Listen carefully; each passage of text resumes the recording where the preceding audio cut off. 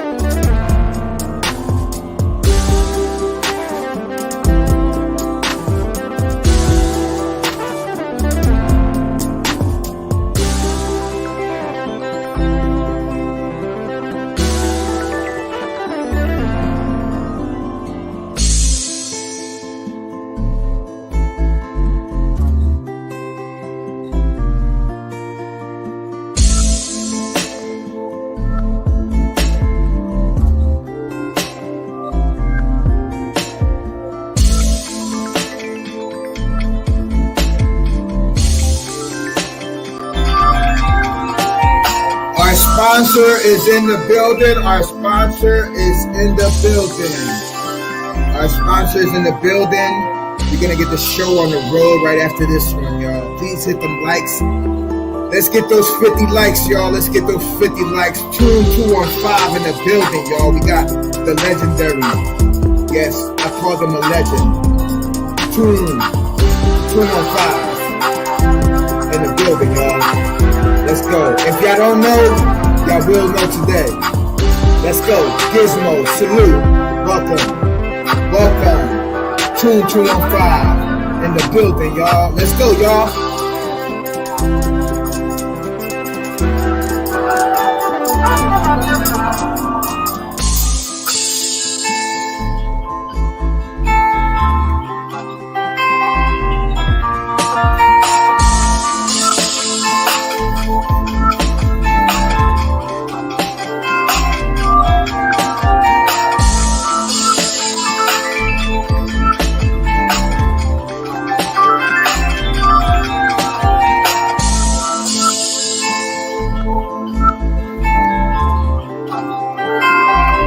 Slight echo, Barn. Slight echo.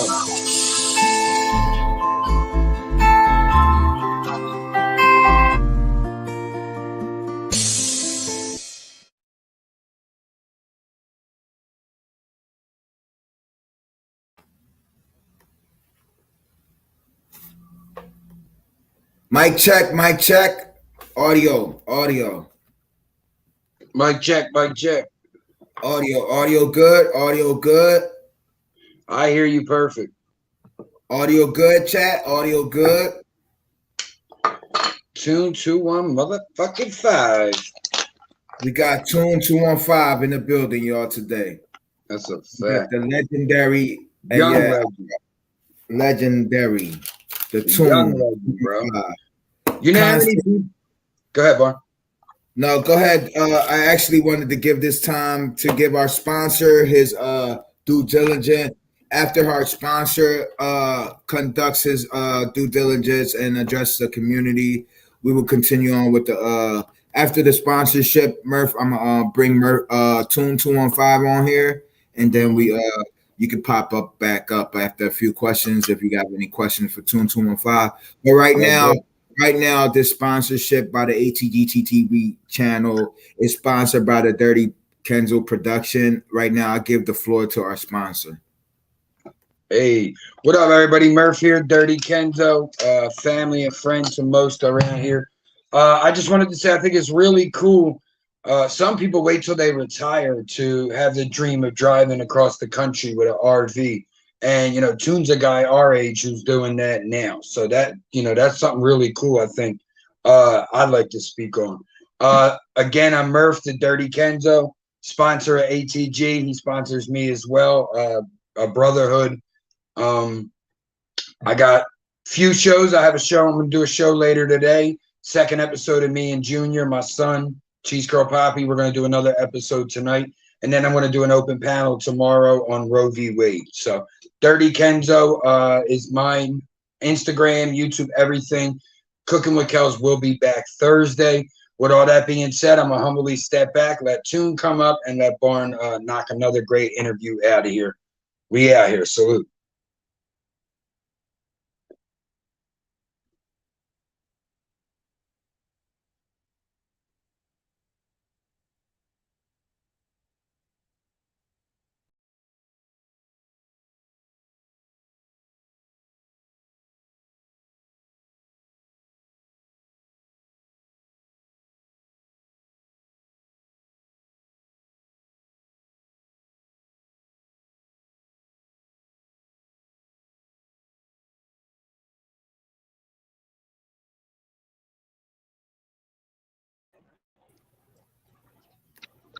Hold on, let me put you behind stage real quick, Toon. My bad, I didn't mean to give y'all a sneak peek of my man Toon real quick. Let me address the community right now. Sorry for the hold up. Yeah, we got Toon215 up here, y'all. We got Toon215 in the building. Those words y'all just heard right now was from our sponsor, the Dirty Kenzo. Toon is familiar with the Dirty Kenzo as well. Yeah, I wanted to just address the community. No trolls in the chat. No trolls in the chat. Moderators, all the moderators, I ask y'all to keep things respectfully in the chat. You see any trolling in the chat, moderators, I ask y'all to please time them out. Give them a warning. They don't listen to your warning, then you block them. This is a very special interview for me. You know, I've been following this guy Toon for quite a while, whether he knows it or not. I've been watching his whole journey. I remember when he was just like, well, he's close to like 50K right now. So I remember when he was like at, I want to say like around 11, 12. I'm not sure. I don't want to sound like a fraud. So I want to say like around 15. I've been watching him since he had 15K subscribers. Right now he's close to 50K right now, and the man is the most underrated YouTuber out here. Yeah, I said it. ATGTV Barnes said it. He's the most underrated YouTuber out here. The man needs to be at like at least 200K. He gives y'all consistency. Doesn't change. Always the same person. Hold on, give me a timeout. Y'all know I'm a dad as well, so I gotta go. If y'all see me running in and out of the screen, my sponsor, he's backstage. He has all access to the chat. But hold on, let me just 1 second.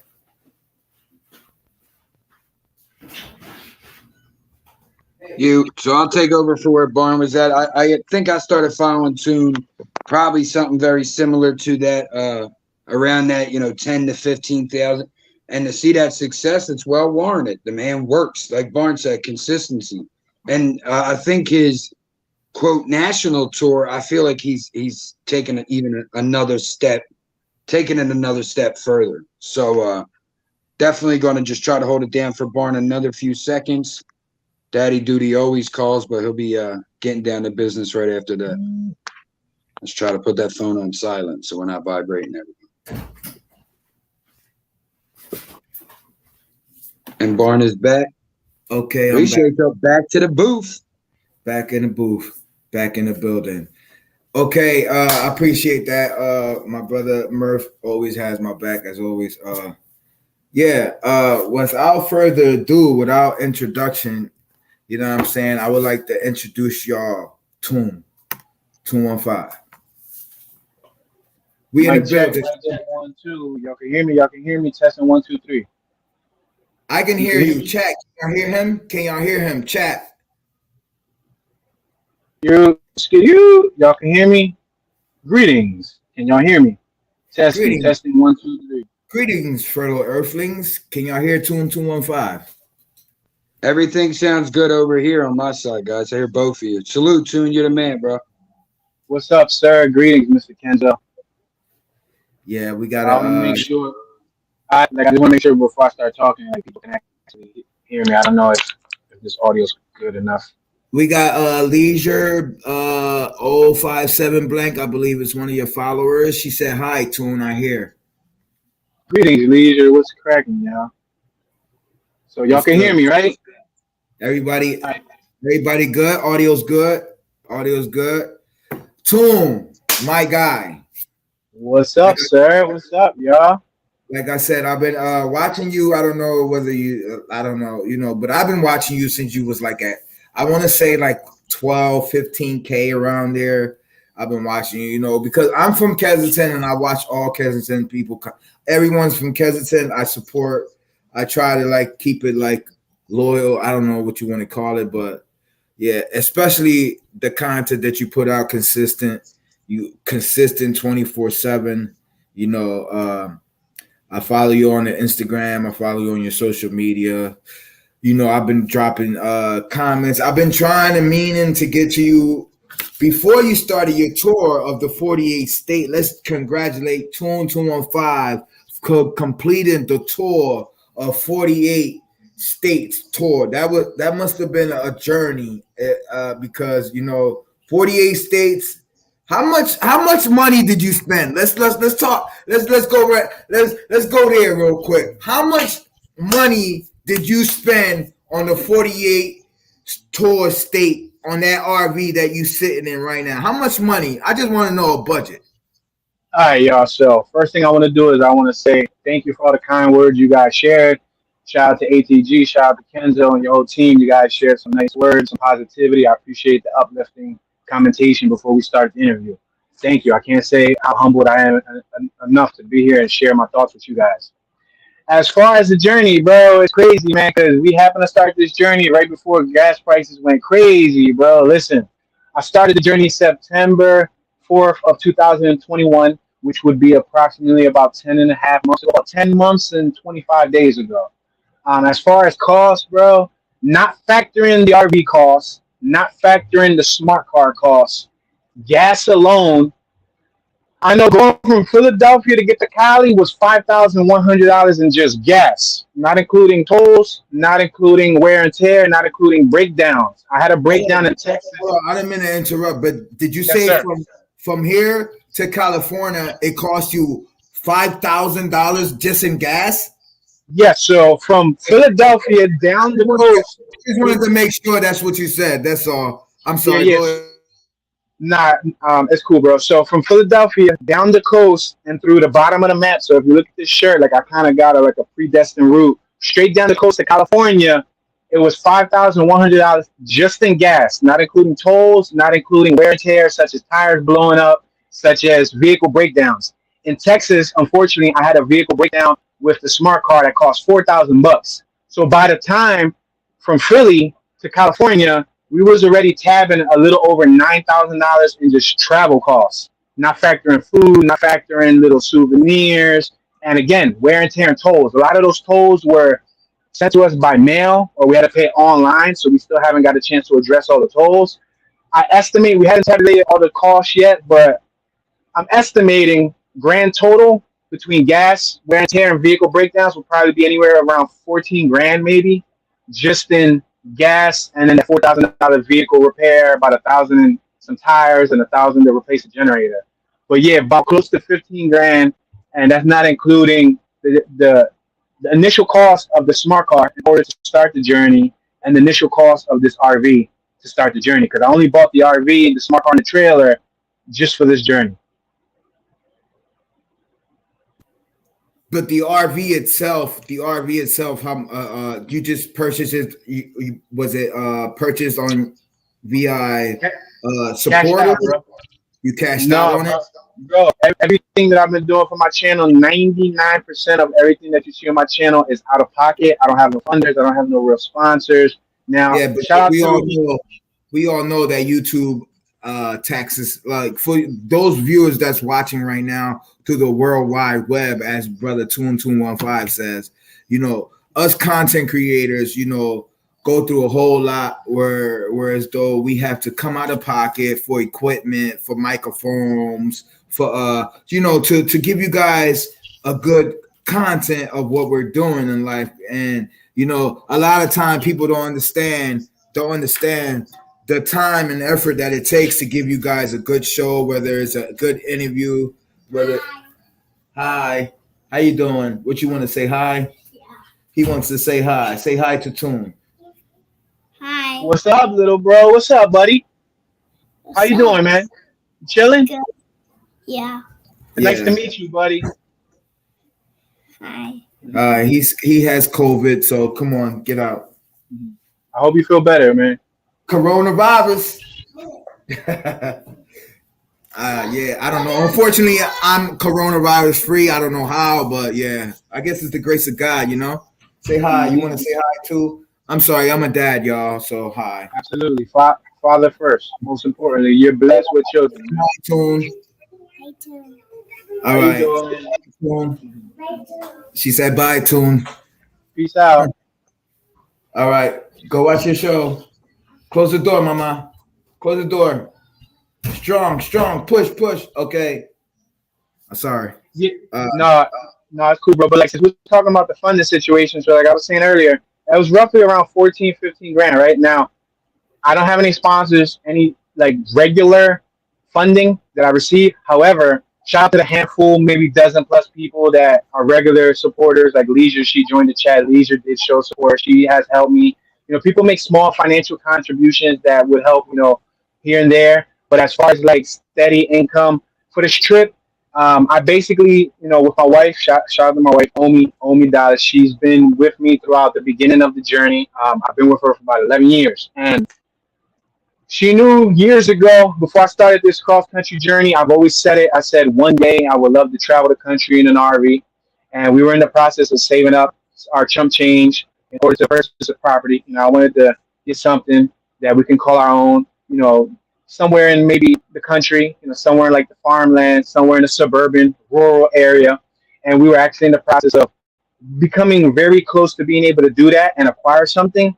And I don't know, something last minute just told me last year. I would say the first quarter of last year, around May, June-ish, almost like right before summer, a light bulb turned on in my head, and I said, rather than locking ourselves down into a house, which we did save some chunk change for, why not travel the country first to make sure that rather than moving to a town or a city that we weren't wholeheartedly committed to, and then feel regret because we didn't get a chance to see the rest of the country, why not buy the RV, buy the car, travel the country? If any place in the United States sticks to us and we like it enough to move to that place, then we look into that place. But if we do the whole country and we come back to Philly and we don't feel like we reside or we don't gravitate towards any particular area, then when we do find a place, if we're in the PA area, a couple hours away, even if we're in this area, we won't feel like we're missing out on anything because we got a chance to see, what the United States has to offer, roughly. But that's pretty much how it came to life.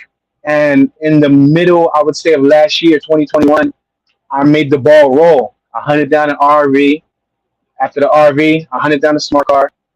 I used to do my tours in Philadelphia in a CRV. I had a 5-speed, first generation, all-wheel drive CRV stick shift that I used to do tours with, virtual tours. And I sold it. I got a couple cars. I had, like, at the time, but like before I left Philly, I had like 5-6 cars. I had to sell like 3 of them just because adding the RV and then adding the smart car. Insurance is crazy. Insurance is too crazy to be affording insurance for all these cars. And then it was a lot of responsibility leaving Philly, knowing I got all this baggage and this luggage behind in Philly. So years ago, bro, I became a minimalist. I used to have a lot of hobbies, a lot of crafts, a lot of interests, a lot of gadgets that I used to build, a lot of custom things that I'm a hands-on, creative, artsy person. So many years ago, I downsized, and I've been living a very minimalist lifestyle. And it was really easy to make that big jump. Probably the most complex part of it was my wife was working. She was in the medical field, and I approached her with the idea.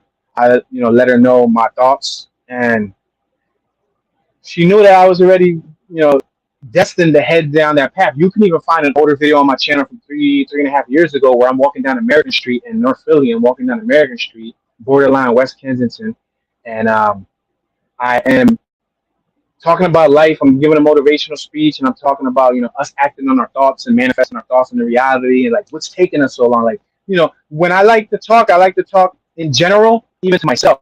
Like I'm one that I'll check myself. You know what I mean? So just giving motivational speeches, and in that interview, or not the interview, but in that motivational speech, you'll hear me say like, I would love to travel the country one day. And at 34 years young, man, I started at 33. At 34 years young, I'm fortunate enough to say that I was able to span 48 states here in the United States of America. So it wasn't easy. It was definitely stressful. It was, you guys can still hear me because it looked like my face disappeared. Go lay down. You can still hear me, bro? I can't hear you. Can you hear me? Can you hear me? Yeah, I can hear you now, bro. I see my face disappeared, so I don't know if they can still see me or not. No. I hit a button over here. I'm sorry. Hold on. It's cool, bro. I'm always fucking something up over here. I'm sorry, but in this case, my first question, well, you dived into a little bit already. Sure. So without further ado, this is Toon215. So for those people that doesn't know who Toon215 is, people would like to know who Toon215 is. So this goes on to my first and my first question is, tell us your story. All right, so y'all can hear me, right? You can hear me, G. You can hear me before I start talking. I bet. So here we go. I'm born and raised in North Philadelphia. I was born at Episcopal Hospital on Lehigh Avenue, the intersection of Front and Lehigh. I rep the Kensington neighborhood. I'm in one of the four Kensington neighborhoods. You know, there's four neighborhoods in Philadelphia, PA that have the name Kensington. You got North Kensington, you got East Kensington, you got West Kensington, and you got Old Kensington, OLDE, also known as South Kensington. I'm from West Kensington, born and raised. North Square is where I spend most of my days. You know what I mean? So I was born in North Side. I went to John Welsh Elementary School, 4th in York.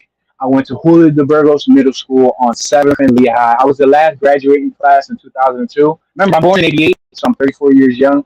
I'm the last graduating class of Julio de Burgos in 2002 before they knocked down the building and they ended up making a new one.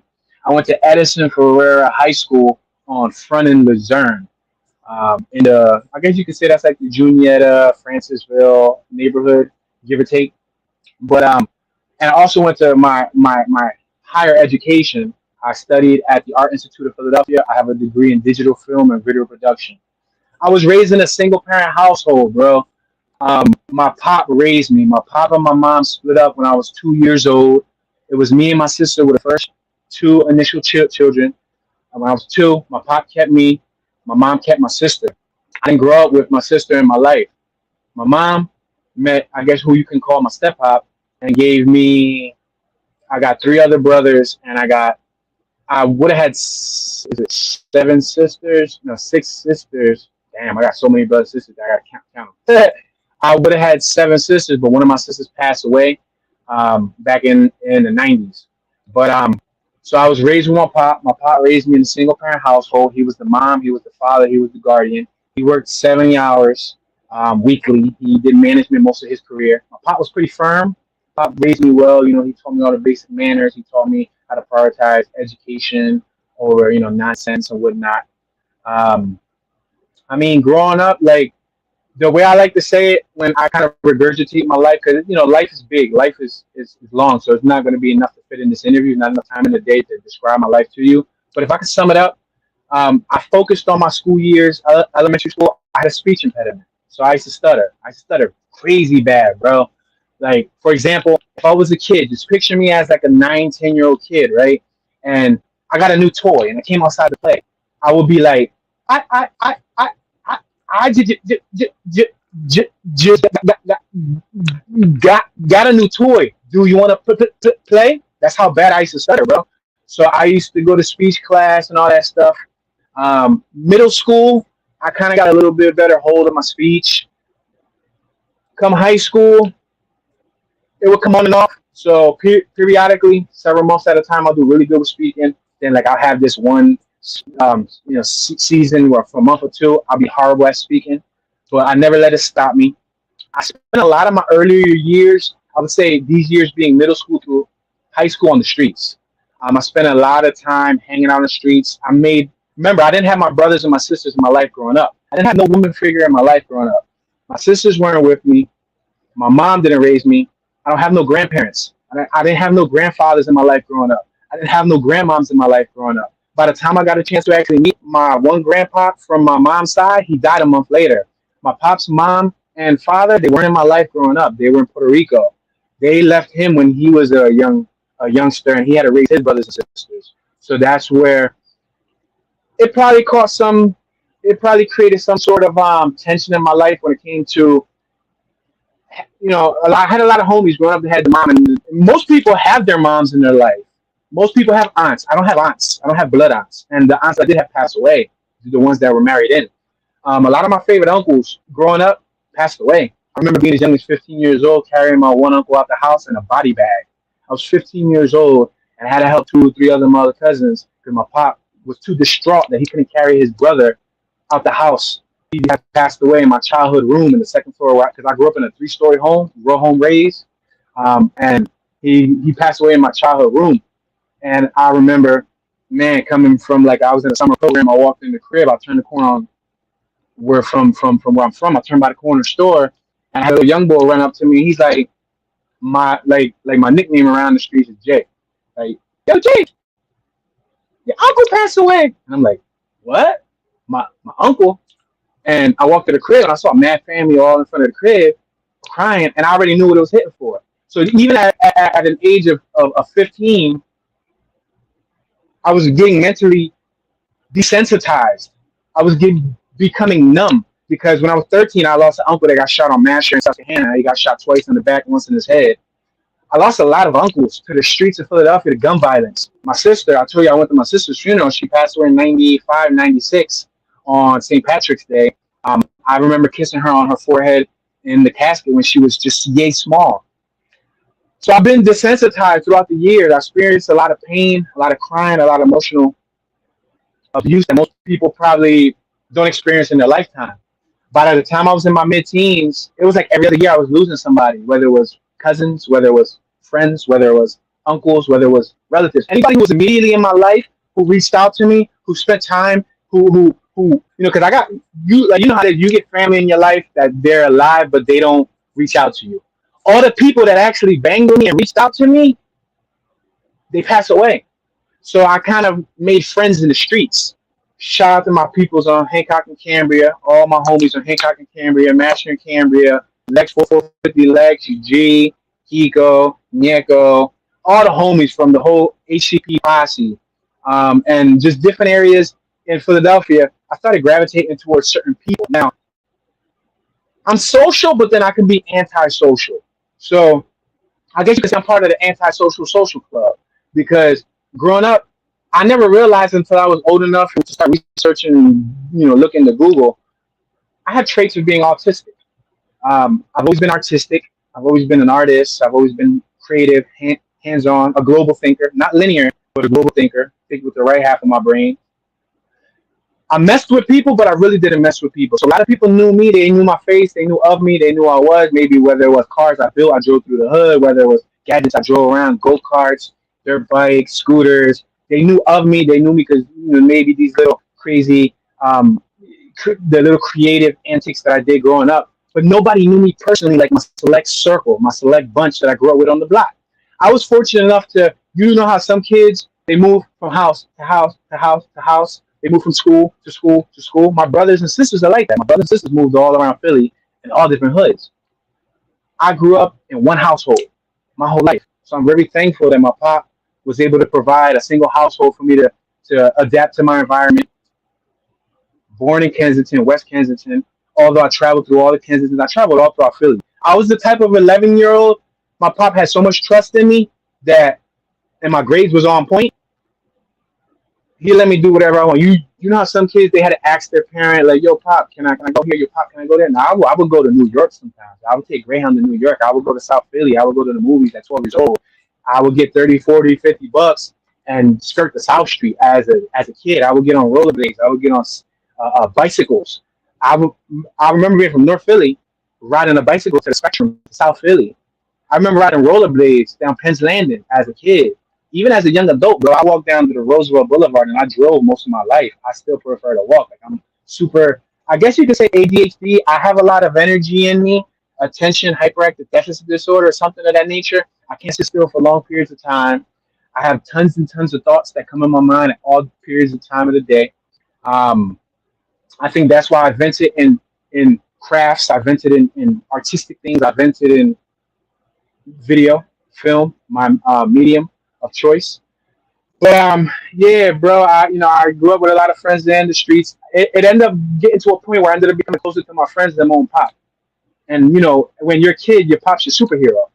I mean, I can't speak for everybody, but when you're a kid, your immediate caregiver, whether it's your grandma, it's your uncle, it's your mom, whoever takes care of you, usually that caregiver is your role model. My pop was my role model growing up, but when I started hanging around the streets and started, I guess you could, I wouldn't say the wrong crowd because I always made the best judgment. I did get into a bunch of mischief growing up. I used to graffiti, I used to bomb. That's how I got my name, Toon. Toon came from my graffiti tag, Toon.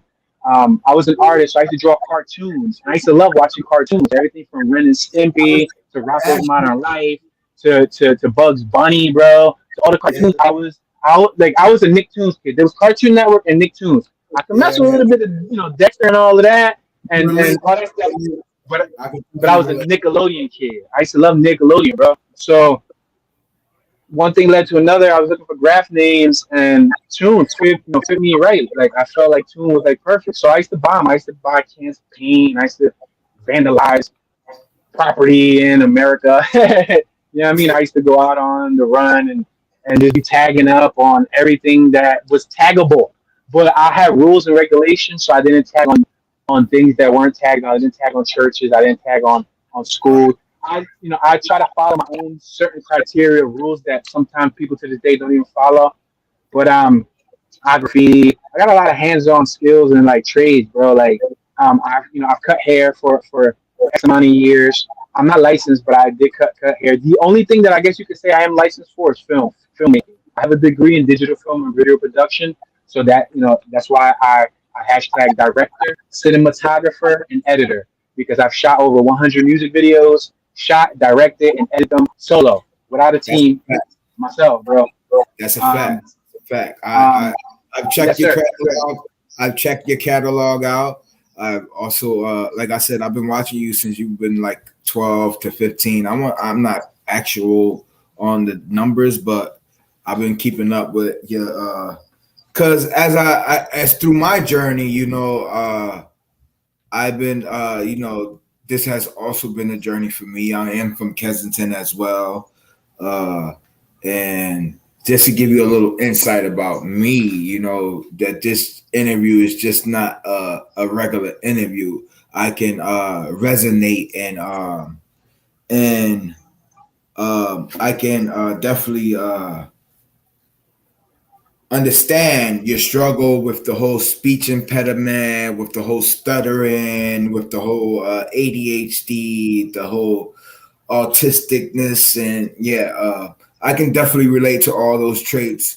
That's why I kind of like wanted to give my community like a little like because I kind of like you're a little younger than me, so it's like I kind of like see you. I don't know, like I don't know what it is, but I gravitated to you, and I just want to know that I've been following your whole career as a content creator for a while, and I just been like trying to like emulate and like copy what you do as far as like like I explained to you behind scene.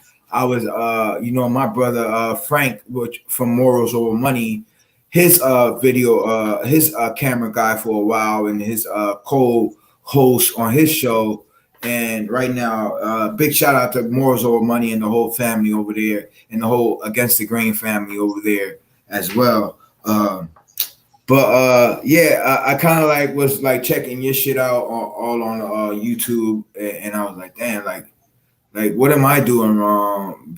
But I'm kind of like my channel is based upon like my journey on what I'm going through in life right now, and like finding myself, and as you know, my struggle and my with addiction and homelessness and stuff like that. You being from Kensington, uh, can you like share some light to the people that may not know how it is and what it is to grow up in Kensington, Philadelphia? All right, that's a good one. As far as the substance abuse thing, also, even though it appears that I'm well spoken and even though it appears that I have a little bit of education to myself, I did start abusing substances at an early age when I was 15 years old. Let's say right after I came out of the house in a body bag, I began to dip and dabble. I never ever smoked nicotine in my life. I never smoked a cigarette in my life, but I just skipped cigarettes and I went straight to Mary Jane. I went straight to the bud. I used to bake afternoon, summertime, nighttime, middle of the night. I mean, bro, I used to blaze for about 17 years straight. I used to get wasted, bro. But can you do me a favor? I don't know. I hear my reverb in the background. I think you probably got the volume up a little bit just in case because that drum kind of distracted. Is it But what sound? Does it sound like a little echoey for you or something? yeah, basically I hear myself. So I don't know if you could turn the volume down just a little bit so I don't hear myself. Hold on. Yeah, let me mute up and let me know how you sound, okay? Sure. You muted? You good? I bet. So what's it like growing up in Kensington, bro? What's it like growing up in Kensington, man? Well, I think perception is in the eyes of the beholder. Perception is in the eyes of the beholder. Let me give you an example. I got my homie name tatted on my forehead. Rest in peace, Walt. I love you, dog. My homie born and raised. I lost the John. I'm no longer. Oh yeah. I see myself. I thought I disappeared. I see this homie popped up. So I got my homie name tatted on my forehead, Walt. Rest in peace, Walt. Reason why I bring him up is because he was born and raised on the same block. He lived next door to me my whole life. We both were artists. We both used to rollerblade. Both used to bike ride. We used to do a bunch of similar traits and skills. We both grew up in the same part of Kansas. Why I'm bringing him into this topic is because, rest in peace, bro, is that he had a stigma towards Philadelphia where he wanted to move out. He was tired of it. Me and him got robbed. We got jammed up right in front of the same house. We was outside 19. We just got caught slacking. We was blazing. We got caught slacking. Long story short, we got hemmed up. Guns put up on us. They was trying to rob us for work. They thought we was the homies on the corner that was selling work, but we wasn't selling work. I'm like, bro, like, you tell me where to work at. I'll smoke it with you. You know what I mean? But, because they thought we had purple haze. I was talking about painting my car purple. Long story short, we got robbed in front of the crib. My homie always had a dark energy towards Philadelphia in general and in a whole, in its entirety. I, on the other hand, always was optimistic. I was always positive. I looked on the bright side. Some people look at the cup as half empty. I looked at the cup as half full. I'm a firm believer that life is what you make of it.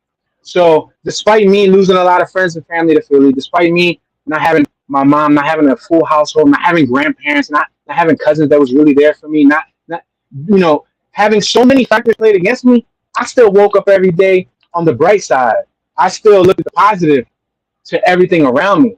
Now, most people don't know this. You wouldn't be able to tell this from the way I look, but I worked in a nonprofit organization serving my community, Kensington, for about 9 years. I used to work for a nonprofit agency Monday through Friday, 9 to 5. I used to also work with kids, K through 12th grade, and I also taught adults twice my age, adults in their 60s, 50s, 60s, teaching computer literacy, workforce development, resume preparation. Homeless people would come off the street. I would help them get jobs. I've worked with all types of people. You wouldn't be able to tell that by looking at me because I've always kept two different lifestyles. I had my work lifestyle, my 9 to 5, my government name. Only the select few knew my government name and they knew what it was hitting for. When I was business, I was business. Then you had my street lifestyle. My corner, from where I'm from in Philly, used to be popular. DSP, it used to be popular. But I did my best to not associate myself directly on my corner because the people in my hood knew me. They knew I was a figure in the community. I provided social services. I hosted events. I worked with children. I knew multiple parents and families in the community. So I didn't want to connect my street life with my work life, which was education, working with kids. I somehow got into education because I got booked for a vandalism case. I had to do community service at West Kensington Library. That led one thing to another. I ended up working for the city of Philadelphia. Then I began working for this nonprofit. And I started grinding, working with kids. First with elementary, then with middle school, then teaching high school kids, running my own computer lab, and doing a bunch of other stuff. But most people wouldn't be able to, like, especially coming from where I'm from, be able to, I have an overabundance of stories, but certain things, like, you got to select and choose. Like I said, I would select and choose what information I would allow the people on my own block to know. I was so low profile, so incognito. I didn't want anybody knowing about me. Only the select people that knew me. For example, I've been on YouTube since 2009. I did not show my face on YouTube until 2018. Why did I show my face on YouTube in 2018? Because he died. Walt. His name is on my forehead because when I die, when I go to the casket, he's going to go down with me. He died at 32 years old. He was gunned down in his own apartment after he came out of work. He was a film major too. He had a degree in film from Full Sail University in Florida, and he was supposed to work on a movie in California. He had a plane ticket out on Friday. He got killed on Wednesday, 2 days before he was supposed to fly out and get away from Philly. He was always, I need to get away from Philly, Toon. I need to get away from Philly, bro. And I'm like, bro, let's put Philly on the map, bro. I'm not leaving Philly until I put Philly on the map. And at one point in 2017, when I was grinding with music videos, I was one of the big go-to names of my previous brand, Toonography Entertainment. What do you get when you take the word tune with videography? You put them together, tune, videography, Toonography. What was I providing? Entertainment. So I was on YouTube since 2009. My first content was bike life related stuff. I've always had the heart to create films. I come from a cinematic background. I have tons and tons of film equipment, tons and tons of gadgets, camera cranes, camera gimbals, drones, body cam. I mean, sliders, bro. I got like a hella crazy inventory arsenal of film gadgets, 80 plus camera lenses. Bro, my God, I do this, right? But in the beginning, when I was starting with the bike life culture, I started with my homies in Hancock and Cambria. Shout out to Lex. Shout out to Gmo, my homies, and shout out to Reckless Life and my fan from over there in Camden, ROD, right? Mikey and all that. WDSP.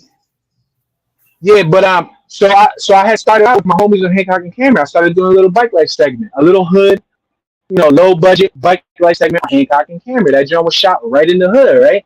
So I started creating bike life content, and my bike life content blew up on its own. I created content not because of any financial gain. When I create content, I didn't create it for any means of trying to generate income. I created it because when I started YouTube, I started for the enjoyment of the craft, for the enjoyment of the culture. I transgressed my art, my drawing, because I was a perfectionist and I used to hate my drawings. But it's funny because my boy Walt, who passed away, used to love my drawings. But he was an artist and he was a beast. He used to hate his drawings, but I used to love his drawings. So we was always strange with it. But I got into film. I've been messing with VHS cameras, bro, since I was like 11, 10 years old. I got like an old VHS camera footage from back in the day when I was a kid, setting the camera up, vlogging back before the internet, before YouTube was even possible, like before we were able to share these type of videos. And one thing led to another. I started my YouTube channel in 2009, started creating bike life content 2010, 2011, boom, bike life content started blowing up. And again, I wasn't doing it regularly. I wasn't consistent. I worked a 9 to 5. I went to college at the time. I was multitasking. Not only was I multitasking, going to college and working, I was scrapping. I had a pickup truck. I used to scrap. Bro, I used to pick up items with refrigerators, washers, dryers, water heaters, copper, aluminum, lead. I do everything from lay down floors, ceramic tile floors, to put up drop ceilings, to lay sheetrock. I work on cars, I do automotive, I do body work, I paint cars. Bro, I do a lot. Like, that's how ADHD I am. I do tattoos. Bro, the list goes on, bro. I'm like, every year, especially since I got into my 20s, and I fathomed the possibilities that I would grab my phone, but I'll grab my computer for the meantime. We have the internet at the tip of our fingers. We have a library. We have an encyclopedia at the tip of our fingers. What does that mean? That means that we have the ability to learn whatever we put our mind to right there. So every year I started teaching myself something, but it went from bike life content to I wanted more. The bike life content wasn't as satisfying because I couldn't control the environment. I couldn't make it as cinematic as I want. Because when you're on dirt bikes and you're doing something illegal, you got cops chasing you, you got this and that, you're hanging out of a car. You can't make something that's that cinematic, right? So, and if you watch that episode, Street Scrapers, that's the name of one of my earlier episodes. I tried to make it cinematic, even though it was raw reality. I tried to make it cinematic, but to me, it's amateur work, but I tried my best. Shout out to Lex. I say Lex and G because they're the main two characters from that segment, from that show. It's a hood show. After that, I started with skits and documentaries. Like I said earlier in the story, I was always into graffiti. I was always into graph arts, graph life. I read the walls. I can read the walls. I can read the hands, wickeds, hand styles, tall boys, long boys, whatever, pieces, burners, throw ups. I was into it. And Walt was into it, my homie Walt. You're going to hear probably a lot of reference to Walt, but I just want to paint a picture and let y'all know who Walt is. So he was also into the same thing. So I've always told him, like, bro, like, we got to put on for Philly and we got to put on for, like, the graph community. Like, we got to do something. So originally I was going to create a series called The Graph Files of Anarchy. It was going to be a YouTube series that I was going to follow different graffiti artists from Philadelphia and show you guys the concept of graffiti. Graffiti has people are prejudiced to graffiti. It has a bad connotation, obviously. It could be considered vandalism or it could be considered art. But I created the Graph Files of Anarchy concept.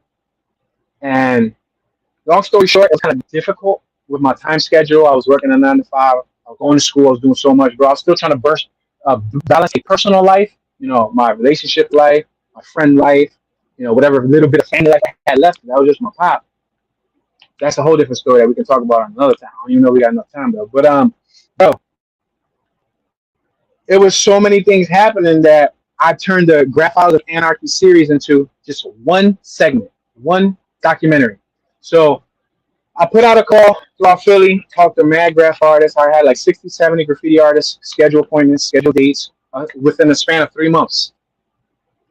Out of the 60, 70 graffiti artists that locked in dates, about a good 26, 25 actually fell through and made their date that I scheduled. Captured some footage of them bombing, of them wrecking stuff, created again, a little low budget, independent guerrilla style graffiti documentary. I edited it, I put it out, I released, a couple handfuls of DVDs, hard copy DVDs. The graffiti community supported it. Then I put it on YouTube. Again, it was another popular video that I expected to be popular. I didn't create it for financial gain. I created it because of my love of the craft and my love of the art. That's why I created it.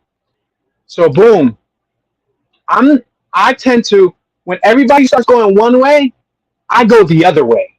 I don't like following the crowd. So at one point, I was one of the earlier figures in Philadelphia Bike Life. Before Bike Life blew up, just check my page, go to my most popular videos, check the dates to 2011 and so on. And then if you know the Bike Life coach, you know that between the help of the internet, especially in Philly, That's a fact. it blew up within the mid 2000, like 2015, 20. People been riding dirt bikes forever, since the 80s, the 70s, the 80s, the 90s. People been riding dirt bikes forever. So I'm not taking credit for people riding dirt bikes. But what I'm saying is, tell me. I'm sorry, I didn't mean to cut you off. Go ahead. You all right, bro? My bad, because I could talk forever, right? But listen, so no, I was just saying because it goes right into my next question, right? Because when you was creating, because like I said, I've been watching you for a while right now, and again, I apologize for cutting you off, but it's just so funny that it goes right into my next question, right?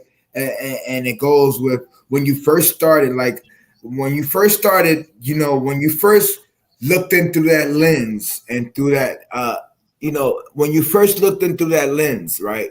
And you witnessed and you realized that you was so you felt more like you was at home when you first looked through that lens, right? What do you wish that you would have known before you started your whole content creator career? Like, because right now you're moving at a fast pace right now. I don't know if you know this or not, right? Mm-hmm. Yes, but, right now, like I said, I just remember like a year ago you was like what, like 12, 15K, and then all of a sudden now Toon215 is pushing 50K as subscribers, and over how many views? Like a million something views. To be honest, bro, I don't really tabulate views, but I do know I got over 1,800 videos.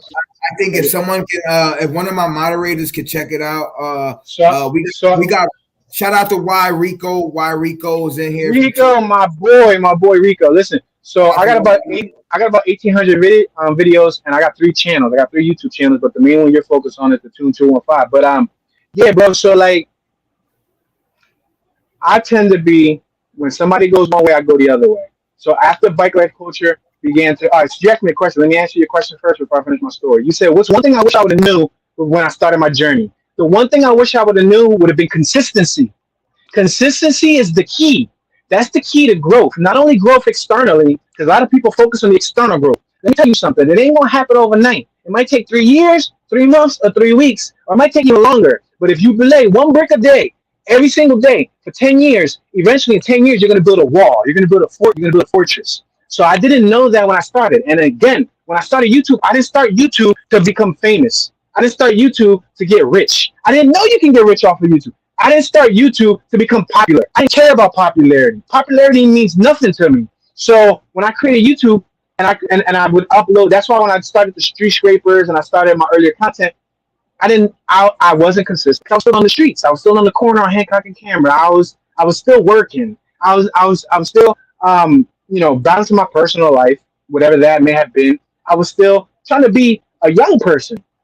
Now I was able to turn it into a career and be able to do something out of it. But the one thing I wish I would have knew would have been consistency. Consistency is key. If I would have started my channel with consistency from the gate, then I would have blew up even a lot more than what you guys see right now. My growth has been very minuscule, has been very slow paced compared to the time span of the lifetime.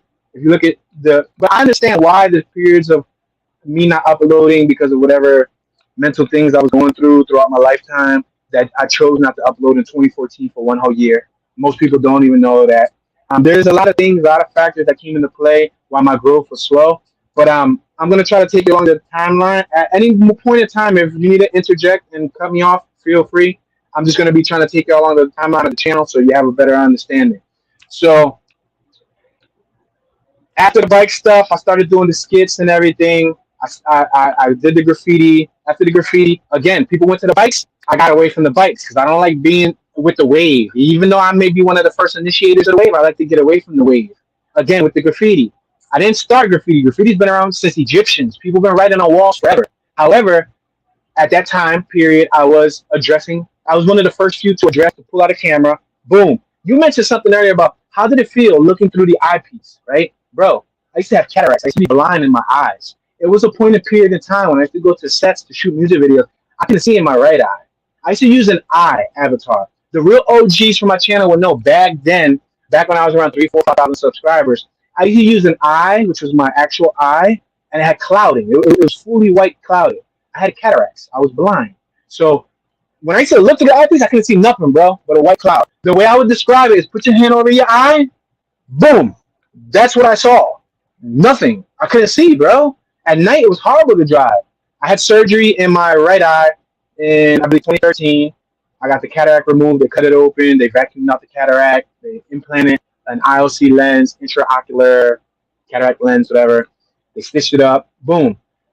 They told me that by the time I was 20, I don't know, I think I was 23, I think 24, 25. I don't even remember the exact timeline of my cataract surgery. I think I was 25 when I got my first cataract surgery. They told me, oh, by the time you're in your 40s, they looked at my left eye and they said, you may get it by the time you're in your 40s in your left eye. We're just giving you a heads up. We don't know the progression. Boom. Less than 2.5 years later, my left eye, I started losing my vision. So as an artist, as a content creator, it was difficult for me to look through that lens. It was to a point where like I'm an artist, bro. V Tenant, my guy, my brother from another mother, man. It was complicated as a content creator, as an artist, as a person who adored life. I loved life. As that person who looked at that bottle instead of half empty, looking at half full, I was losing my vision. I was sharp at handball. I'm ambidextrous, so I could play sharp with both hands, right? Shout out to my homie 450 Lex. I'm referring to him because me and him one day, we was playing at Elkin Elementary School on Allegheny in the Kensington neighborhood. We was playing handball, right? And I'm a right-hander. My primary hand is right. But I'm sharp with my left. Like I'm a beast. I'll serve the whole game on my left, and you would swear I'm a left-hander, but I'm not. That's how I'll get you, because I sneak up on you in your corner with my right. But anyway, we was playing, and I remember being a young boy, and he hit it to, we was boom boom rallying, and he hit it to my right, and I swung it. I thought I was gonna get that job. Phew! It's like I had a hole in my hand. That's when I knew, like, damn, like being, blind from one side. Bro, I used to turn the corner too early when I was walking in the room and bump into the wall. And it would send a shock through my whole body because I couldn't see. Bro, it was wild, bro. But so most people don't even know that I had cataracts on both eyes. I got 2 implants in both eyes. One is a close-up lens, the other one's a far lens. So you know how a normal human being, you can pick up something. I'm trying to look for something to pick up, but you can pick up something, you can look and zoom in. Your eyes, like a camera lens, will adjust the focus and you can read fine print, and you pull back. Or like you put your finger in front of you, you can zoom into your finger and you can zoom out. I can't do that, bro, because I got different fixed lenses. One's the long distance lens, one's the close up lens. So as an artist, that was kind of tough on me. Like I went through a period of depression, light depression, I would say, because I like to use the word lightly, depression. Because I was probably more depressed in my earlier years, in my 18, 17, 18, 16, 17, 18, 19, when I was losing a lot of people to gun violence. That was probably like when it was hitting me hard. I used to intoxicate and I used to abuse the substances to just numb my pain and everything. But after the graffiti content, because people, after I dropped that documentary, there was channels that was coming out focusing on Philly rap. So more power to them, but that's my cue to go somewhere else. When too many people focus on the subject, I go somewhere else. So my pop, shout out to my pop Dukes, man. My pop got into the YouTube world little late in life, but surprisingly, he was able to do really well for himself, and he was able to grow a channel from nothing to something in a matter of a year or so. 13, 14,000 subs. And at that time, I had 3, 4,000 subs, right? Because I was creating content for fun. I wasn't creating content for financial gain. That's the key with me. I have conscience. I have morals. So it's like I had to make sure that if I made any type of income, it was off of something that I was the sole creator of, right? So, boom. My pop used to tell me, yo, Jay, which was my childhood name, yo, Jay, why don't you monetize your channel? I'm like, nah, dad, nah. Like I don't care about monetization. I'm creating because I love the art. Remember? I thought the pillow fell. Remember? I love the art. So for like several months he was telling me, monetize. I'm like, nah, I kept brushing it off. One day, something just like clicked. Light bulb said, just try it. Stop being so stubborn and try it. Your pop tell you to monetize it, try it. I applied for monetization. Now, mind you, I applied for it late. I applied for it around 4,000 subscribers. That goes to show you that I didn't care about monetization. I started YouTube in 2009. I didn't monetize my channel to 2017, early 2016 to 2017, right? That's when I monetized my channel. So that's a huge gap of making $0 from YouTube and doing it sincerely from the heart. Now, I monetized it, boom, perfect. I got approved. It was like instant. It was like a no-brainer, right? The problem was, what am I going to make money from? How am I going to be able to put content on my channel that I can make money and not feel guilty about it? Because I got a conscience. That kills me. That's probably like, it works in my favor sometimes, but sometimes it works against me. So it was like, what can I create? So I know I'm in the film world. You know, I did skits, I did documentaries, I was doing music videos. Now, I wasn't doing a lot of music videos when I was working, because I was working a 9 to 5, Monday through Friday. That was taking up most of my time. But after I left work, I gave work my employment, the nonprofit organization that I was working with for pennies on the dollar. For 9 or so years, I was working serving my community, the Kensington neighborhood and Fairhill neighborhood in Philadelphia. I gave them, instead of a 2-week notice, you know how most jobs say we need a 2-week notice? I gave them a 2-month notice because I wanted to give them enough time, because I was in a managerial position. I ran a computer lab. I developed curriculums and lesson plans. Not only my location would use, but 2 other local schools would use. And even when they would have citywide meetings amongst all the educators in the city, I remember attending several meetings amongst multiple educators, and they would use my production package, or they would use my lesson plans as an example. They would pass it to all the other instructors as examples of what their lesson planning should look like. Since I had so much responsibility in that organization under my belt, and I've been with them for so long, I worked my way up the ladder. I didn't want to do them dirty and just give them a 2 weeks, so I gave them 2 months in case they needed me to train anyone, in case they needed me to teach anyone. Boom! I took that 2 month. I left, bro. I left. I felt like a free man, dog. I felt talk to me like if you want to cut me off. I felt like a free man, bro, and I was able to give more time to my music video craft. Go ahead, talk to me. All right. I just want to dive into our next question, because it's like the way you're talking, you just keep diving into my next question. It's funny, so I gotta ask it. For the viewers, doing our whole content creator career, we stumble and we fall and we get discouraged a whole lot. Yes, sir. I myself, I come into some time of block where I'd be like, I'm not really benefiting the whole, but then like you said, it goes towards where you do it because you love what you do. And me myself, because I have a story, and I believe that I have a voice to provide for the people that doesn't have a voice, and as a content creator, we have stumbled, right, a few times. So I want you to tell the people about the time that you have failed as a content creator. Tell the people. I want the people. So talk to the people and let the people know that tell them about the time that you have failed as a content creator and how you managed to overcome that. All right. So fail or fell. So what I will talk about is what you said shortly ago. You said something shortly ago. You said that you make content and you do it because you love it. Sometimes it's hard because you come out of pocket. You're probably not getting the views. Now there you go. That's a good example. So where my story was getting into, when I was talking about the work and everything, creating original content, I created a series called The Box, which was a film series. I thought that was going to be something productive. I come from a film background. I got film knowledge. Knowledge is free. If you have questions, I'm more than willing to answer and provide knowledge. Starting to create original content started to work against me because I'm thinking that, all right, I'm making original content. I was making the original beat. I was making, mind you, I ain't got no background in instrumentals, but I bought all the MIDI controllers, the keyboards, the software. And for 52 weeks in 2017, every week I made a new beat. I made the outline. I ordered a new item. I freaking shot all the behind the scenes. I did the unboxing. I edited. I did the voiceover with a speech impediment, which was freaking horrible. For 52 weeks straight, despite what trials and tribulations I was facing in life, no matter what ups and downs, right? I barely got any views, barely got any support. Actually, I went into a decline, right? 2018 was probably the worst year, the hardest year as a content creator because in 2018, I put my life out there. I have a playlist on my channel where I vlogged for 365 days straight. Every single day, I did a vlog about my life, what I was going through, whether I was up, down, depressed, sad, mad, glad, hungry, broke, sleeping on the floor, cold, freezing. No matter what I was going through, I put out a vlog about my life. Bro, I still got them vlogs on my channel to this day. Some vlogs got 18 views, 20 views, 45 views. There's probably one with like 7 or 8 views. But the thing is that it goes back to what we were talking about earlier. If you enjoy what you do and you're not worried about fame, you're not worried about, I'm a firm believer that success follows what you love.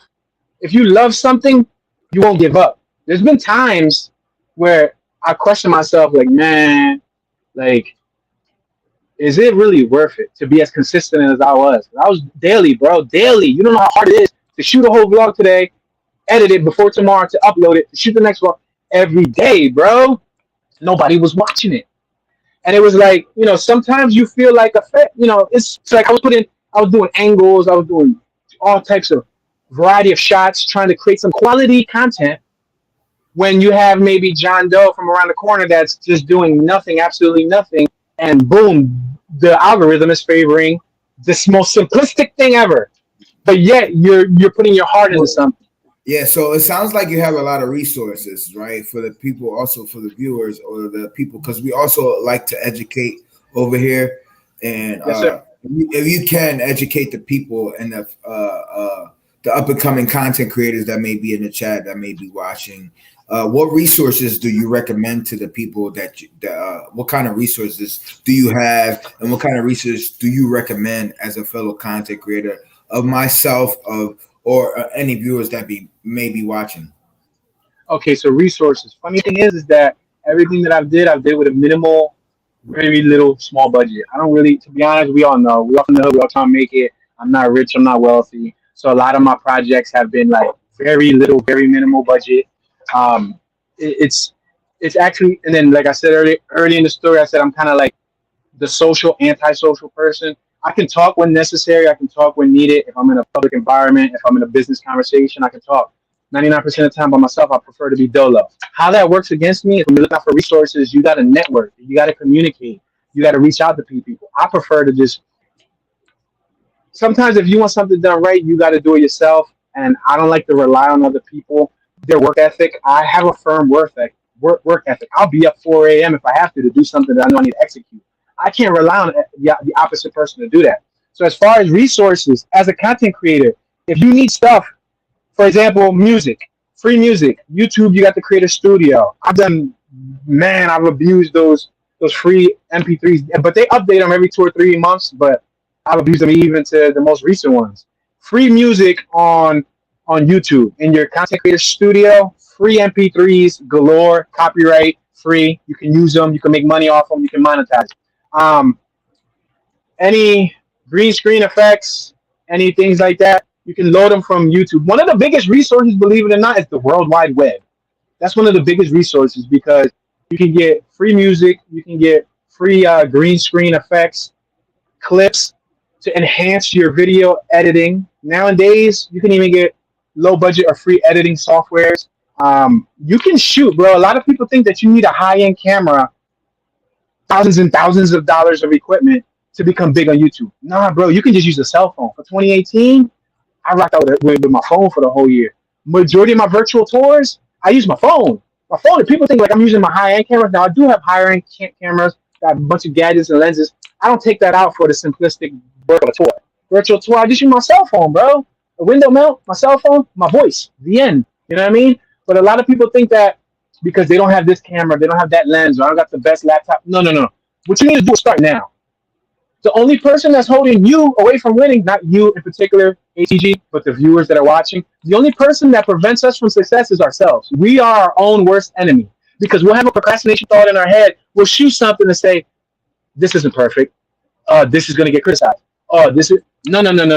You got to just put stuff out. I don't care.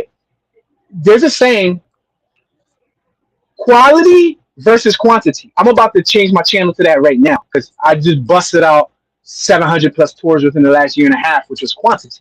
I wasn't putting out a lot of quality because for some reason is not today's price.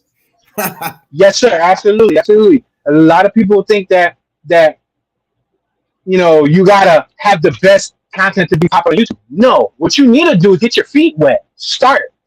The more you start, the more exports. When you export your file, the more practice, the better you become. You don't become good at speaking if you just make one video a month. But if you do 2-3 videos a day times 52 months, at 5, 6, 7 years later, you're gonna be a beast at speaking. You know what I mean? Practice makes perfect. Whatever you do, the more you work on it, you hone your craft. You become a master of your craft. So like I used to stutter. I used to not be able to hold a straight sentence with a stranger. In my 20s, I ended up speaking in front of classrooms of people, children, adults, auditoriums, of people, of families. That blew my mind. I used to get chills when I would prepare for my class to teach. I would think to myself like every day, like, damn, God, this is why you put me through everything that I've been through. This is why I wasn't able to speak. This is why I used to stutter. This is why I lost people in my family. This is why I went through so much. I went through so much pain, bro. Physical, mental. I even used to abuse myself, because there wasn't a flesh wound you could put on my body that would amount the pain that I had in my soul. So when I used to sit in that class, and I used to try to, speak to the youth, because I'm a firm believer that the youth are our future. Let's invest in our youth. The youth are the leaders of tomorrow. I don't have kids, but I used to have 130, 140 plus kids every semester. I used to love these kids like they were my own kids. I used to have communication with the families and everything. And I'm a firm believer that like, show me who you walk with, I'll tell you who you are. What you put your mind to eventually will manifest. The affirmations you tell yourself daily will eventually come to life. If you tell yourself daily, I'm no good, my content is not good enough, I can't do it, I can't, you won't. You have to believe I can do it. I can. Anything is impossible. The word impossible says I'm possible. The law of attraction. Thoughts manifest into reality. Law of attraction. You spend enough time thinking about it. And I was never a religious person growing up, but the one thing that I always appreciated about religion is religion taught you how to pray, and praying is manifesting your thoughts, setting them up through your antenna. I don't know if y'all can see this behind me, but this is a map, right? There's a map behind me, and it says 48 state cross country complete, right? I want to dive into that, right? Yes, sir. Yes, sir. It says 48 states cross country complete. This man has given you content throughout the whole 48 states with very little views, and you would think right the average person. It says, if you guys see it says 48 state cross country complete, right there, right? So with that being said, right, I want to dive into these questions. Doing through your whole tour of the 48 state that you have traveled, right? Because yes, sir. It's documented. This is no gimmick. This is no I'm in the middle of the question, babe. I'm sorry. It's my wife trying to bring me a sandwich. That's cool. Thank you. So yeah, doing through the whole 48 tour, right? What are hold on. Where and what was your most favorite meals of the whole trip? Meals, food. What was your doing your whole 48 cross country tour? What was your where and what was the most tasteful food you had? All right. So for starters, I do Can't Yo, the your video phone? just disappeared. I can't hear you. There was a Testing, glitch. testing, 1, 2, 3. You can hear me? Yeah, I can hear you. How's the audio, Murph? Everything good? All right, we good. All right, bet. So before I talk about the food, I just want to clarify. So I do have over 400 plus tours in all 48 states on my main YouTube channel, Toon215. But then about a year ago, I started, which will be my third YouTube channel, Toon Be Chillin'. That's where I upload the behind the scenes. So if you want to see the virtual tour footage, which is the POV footage across the country, across all 48 states, you look on Toon215. If you want to see the more intimate view, which would show what we eat, which would show breakdowns, which would show all the behind the scenes, more intimate shots, different angles, rather than just staring at the front of the screen. My wife was on the side capturing the side footage. I do have the behind the scenes vlogs on Toon Be Chillin'. So I just wanted to get that out of the way. What type of food? Well, what was my favorite food? So good question. Most people don't know that I'm a vegan. I'm plant based. I don't eat any animal products. I don't eat any dairy, meat, cheese. If it comes from an animal, I don't want it. I don't eat it. I've been vegan for about 6 years. That's why I got this little plant based V right here on my face. Um, I'm vegan. So, and I'm also OCD. I'm low level OCD on certain things. I'm high level. Like I count things. That's a whole nother crazy stuff. I got like different variations of OCD in my life. But when it comes to food, I'm really picky with my food. I'm really cautious on where I eat, what I eat. I prefer to hold up. I have my dog. My dog over here biting her butt. She's gonna end up causing a scab. I prefer to prepare my own food, so I cook. I love to cook. I cook breakfast, lunch, dinner. It doesn't matter. That's another, I guess, a trait you can say that I have. I love to cook. I don't mind preparing my food, course dish, whatever. Um, my favorite food. Now, I did eat out at a handful of places. There were a few places that I did eat out in certain states. I ate in Georgia. I ate in Florida. I ate in South Carolina. I ate in Texas. I ate in California. I ate in New Mexico. Shout out to Leisure. I ate in New Mexico. And then I did majority, 90% of the cooking for me and my wife. She don't have to cook. I cook. As long as we've been together, she's never had to touch a stove for me. I cook for her. There's no reason why I should not. So, bro, I can eat everything y'all eat. So y'all eat chicken sandwiches. I eat plant-based chicken sandwiches. I love vegetables, onions, peppers, tomatoes, lettuce, scallions, all types of fruits, all types of vegetables. I'm a big fan of greens, spinach, kale. I don't only eat raw vegetables. I eat flavorful stuff with barbecue sauce, stuff with special sauces. And I love flavor. I love something that hit the taste buds just right. I can eat vegan cheesesteaks, vegan pizza, from breakfast to lunch to dinner. Everything that you guys can eat in a traditional form, I make a plant-based version of it. So normally it's kind of tough when people be like, what's your favorite food? Or the question that I love to hear. Well, I don't love to hear, but I get asked so many times. They love to ask me, Tune, what's the best cheesesteak in Philly? I'll have to speak from years ago when I used to eat back in the day. You know what I mean? 7, 8 years ago, I was eating traditional cheesesteaks with animal products. Today, I don't eat traditional cheesesteaks. I make my own version of a cheesesteak. Or if I will eat at a restaurant, it has to be plant-based. I haven't eaten at a McDonald's, Burger King, Wendy's in 6+, 7+ years, probably even longer. I don't eat no more candy. I don't eat no more chocolate. I don't eat no more junk food. I don't eat no more chips. If I do, that's actually my next question. My next question will be because you let the people know what made you become a vegan, and was it a hard transition for you? So what made me become a vegan? The first and foremost important answer to that is I love animals. I've always been an animal lover. When I was young, I was in my earlier years, 10, 11, 12. I had a growing mind. I used to breed reptiles, amphibians, rodents. I've had a couple hundred hamsters, couple hundred gerbils, couple hundred mice, rats, couple dozen iguanas, snakes, geckos. I used to love animals, first and foremost. Like I would rather pet a chicken or pet a cow than eat the chicken or eat the cow. I would rather pet a pig than eat them. Now, when I did used to eat meat, the only meat, I never banged with seafood. I never liked seafood. Even when I did eat meat, I never liked seafood. The meat that I did used to eat was turkey, chicken, and beef. And then with all the pastas, rice, garlic breads, and all that stuff. I I don't know, bro. When I got old enough to eat and make money, you get older, I used to eat whatever I wanted. So buffalo wings, Domino's, cheesesteak, Genoa chicken, beef and broccoli. I would eat all the basic things, and I used to eat it so much. And I remember when I was young, I was in my teens. I tried to become vegetarian. I didn't even know that vegan existed. Vegetarian and vegan are two different things. Most people don't know that.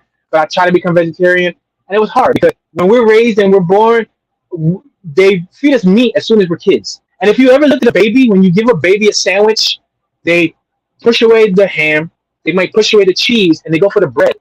Naturally, they'll gnaw on the bread. And even as kids grow up, like I got a little cousin that she might low key naturally not even know she might be become vegan because she don't like eating chicken drums, she don't like eating pork chops, but she'll eat chicken nugget or she'll eat like a chicken stick because they like the processed version of it. As humans, we become so accustomed to eating meat, and animal products. By the time we're in our 20s and 30s, it's natural. It's a must. I remember when I used to be a meat eater, bro. If I had macaronis with no meat, if I ain't had my rib tips or something on the side, I was fast. I was like, no, I gotta go get me some rib tips, or I gotta go get me. But one thing led to another, where I became so like tired of like. I remember like eating into a cheesesteak. When I did used to eat meat, I wanted my stuff well done. I used to like my stuff crispy, well done. If I ate a pincho, it needed to be well done. If I ate a cheesesteak, the ground beef needed to be well done. If I ate Genoa chicken, it needed to be well done. If I ate totones, I need them well done. I remember like eating cheesesteaks, and I remember biting into it one day, and it was like so chewy.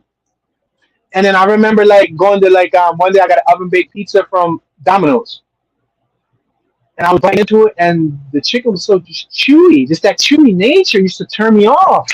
And I remember like telling my wife, I'm like, yo, man, like I'm about to fully go vegan, and she ain't believe me. Word up to mom, dude. It was the chewy part for you, huh? The flesh, the animal. Oh. Because first of all, I love the animal. I remember 2 years prior to becoming vegan, I haven't experienced. So before I became vegan 6 years ago. Before I became vegan, I haven't had a traditional Thanksgiving. I didn't eat Thanksgiving dinner like 6 years before that. I didn't sit at the table with the family for whatever reason. I remember one year I gave out sweaters in Kensington, gave out my whole YouTube check to people in Philadelphia. I didn't eat no dinner that whole day. I didn't have no dinner made for me. I went to sleep that night with no traditional Thanksgiving food. It killed my soul, bro. But I got a video on my channel where I at least was able to change 26 lives, help them out with something small, put a smile on their face. And so back to the Thanksgiving shit, bro, that tripped me out was one day I didn't get a chance to catch the Thanksgiving food, but I went to my pop's house, and the next day I pulled the turkey, the leftover turkey. I put it out on the tray and I put it on the counter. Nobody was there, so I grabbed my fork and I was hungry, and I tried to like, hey, come here, Jersey, come here. My bad, that was my dog. So I grabbed my fork and I'm looking down at the turkey, and the chest is open because they already cut the wing, they already cut the breast. I wasn't there for Thanksgiving dinner, so I didn't get it when it was fresh. I start digging into it, right?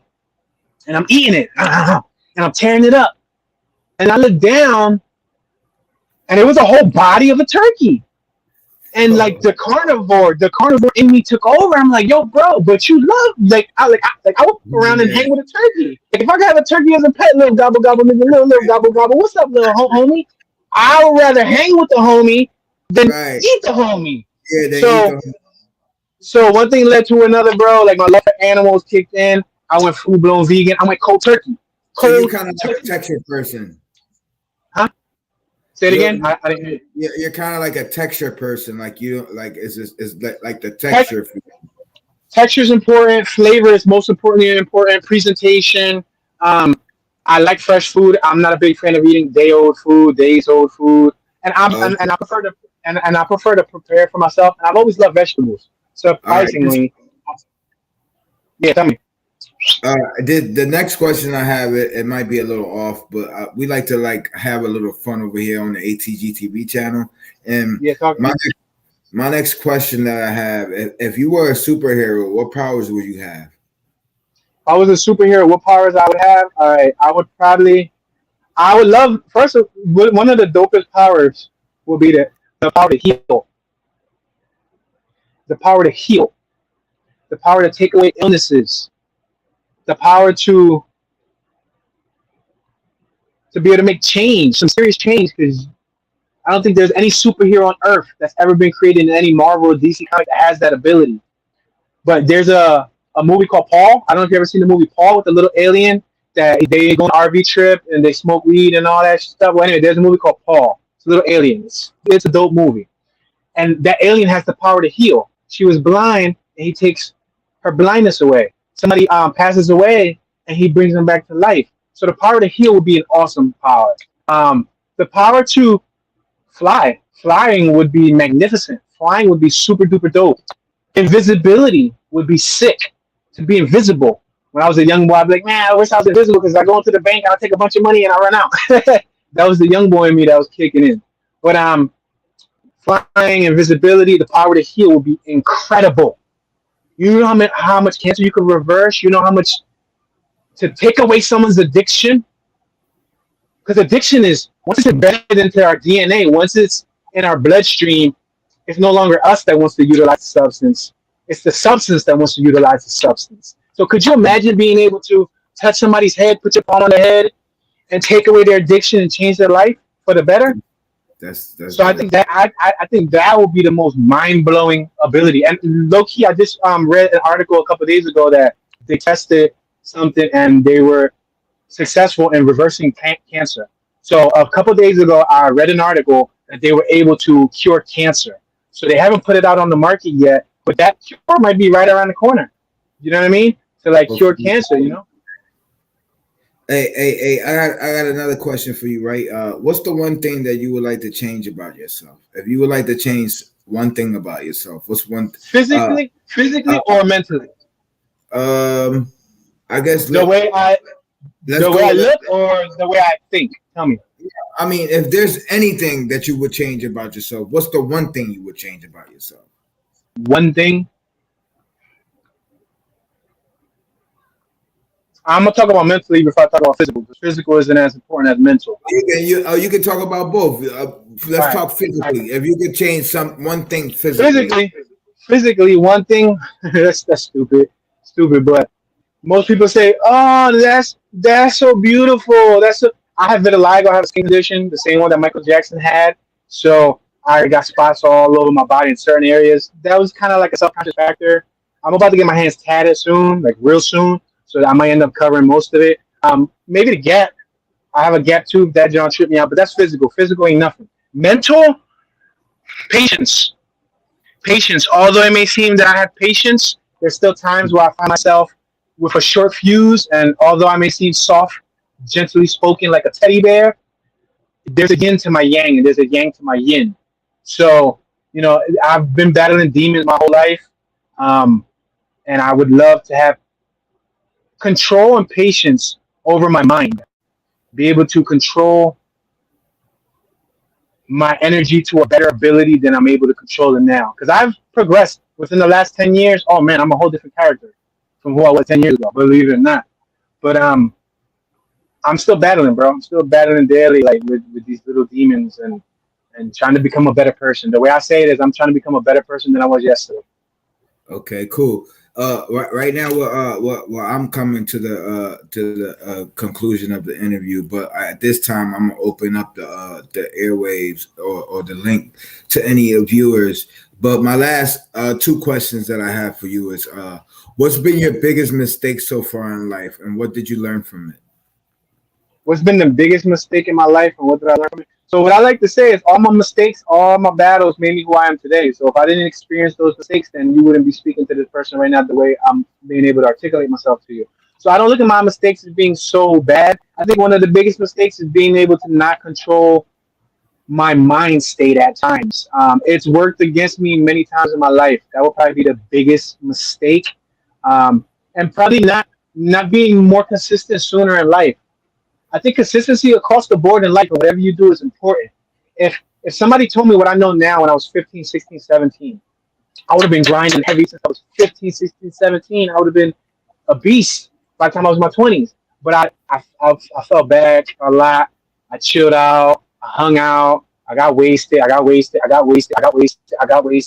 to emphasize that because I spent mad time getting buzzed to try to chase away the pain. But I wish I would have replaced that time with effort. with consistency, with trial and error, because there's nothing wrong with failing. If you don't try, that's when you fail. But as long as you fail and you fail and you fail and you fail and you fail, it's okay. Keep in mind that Thomas Edison didn't invent the light bulb until 1,000 failures later. Mm. So you might not strike on the first attempt, but best believe 1,000 tries later, you might get lucky and you might achieve what you've been trying to achieve the whole time. All right, last question that I have. What's your top 3 favorite songs of all time? Damn, top 3 favorite songs of all time is crazy because I stopped listening to the radio when like around 26. But like top 3 favorite songs, damn, of all time, damn. I'm a Michael Jackson fan, so I bang with like Michael Jackson. I can't say. I definitely can agree. I'm also a Michael Jackson fan. So despite all the stigma that goes next to his name, I like his music. So I guess I can just put him in one of the songs. I don't really have a favorite. I like a lot of music from like the 80s, the Bell Biv DeVoe's, the Slick Ricks, the Special Eds, the Nas Rewind. Nas Rewind is an incredible song. Nas Rewind, he spit the whole John backwards. 3 songs, yeah, bro. It's tough. It's tough to narrow down to 3. I could probably. But if you had to narrow it down, right? What would be the like? Okay, you said Rewind. I guess Rewind will be like what? Will be one of the 3. The thing is that no specific order. Just give me 3. If you would like, if you had to, if you couldn't, all right, let's take away music for 1 minute, right? But if they gave you a pass, be like, yo, Toon, you got 3 songs. You need 3 songs. What 3 songs you want to hear? While you're here at this place right here, you only can hear 3 songs. Which one do you want to hear? So Nas, Rewind. Y'all gonna think I'm crazy. Dance Monkey. Dance Monkey is a pretty interesting song. Dance Monkey. It's upbeat. Which one is Dance Monkey? I can't think about the genre. Dance Monkey. Dance Monkey. I'm gonna try to find the artist. Dance Monkey by Tones and I. It's like a new modern song, but it's a feel good song. I know that's what I'm saying. Y'all gonna think I'm crazy because I'm saying Dance Monkey. That's you make me wanna cry. Yeah. The sounds. I get a euphoria from the sounds. I like the sounds. I like the concept of it. All right. So that number 1 will be that. So 2 more. What would be your last 2? The Nas John. Nas Rewind. Damn, bro. You got 1 more. So no Biggie, no Jay-Z, none of that, huh? I wasn't a huge fan of Biggie growing up. I could listen to it. I wasn't a huge Biggie fan. I probably love Pac more than I love Biggie. But no Big Pun. No Big Pun. Pun is always. I'm still not a player. Like I crush a lot. The Pun is I bang with Pun. Pun is definitely a must. You can't go wrong with Pun. Like, well, yeah, and he was one of the first CDs I ever bought when I was like 11 years old. I bought it with $13.50 in quarters.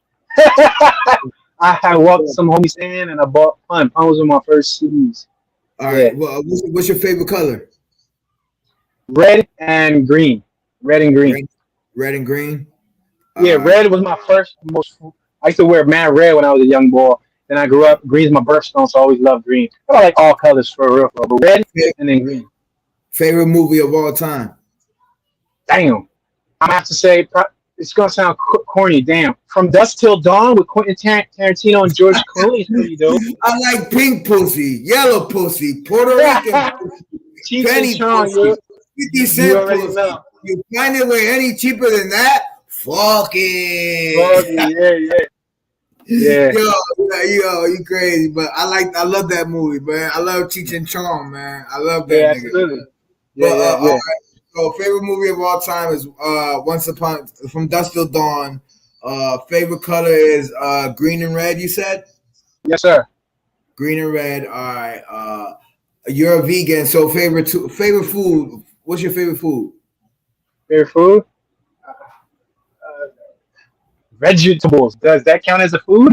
All the vegetables? Because primarily everything I eat comes from a vegetable. So even if it's a chicken patty, it's made out of vegetables, like chickpeas and all that stuff. Or even if it's like a fake cheesesteak, it's made out of vegetables. So I would have to say vegetables. Okay.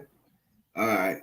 Well, that's all I had. But at this time, I'm gonna open up the airways. I want my sponsor to say something. I got my sponsor up here. You know, he's also he's been following you for quite a while. You know the 30 Kenzo. He's over here uh smoking a little peace pipe. Hello there. I wasn't expecting you.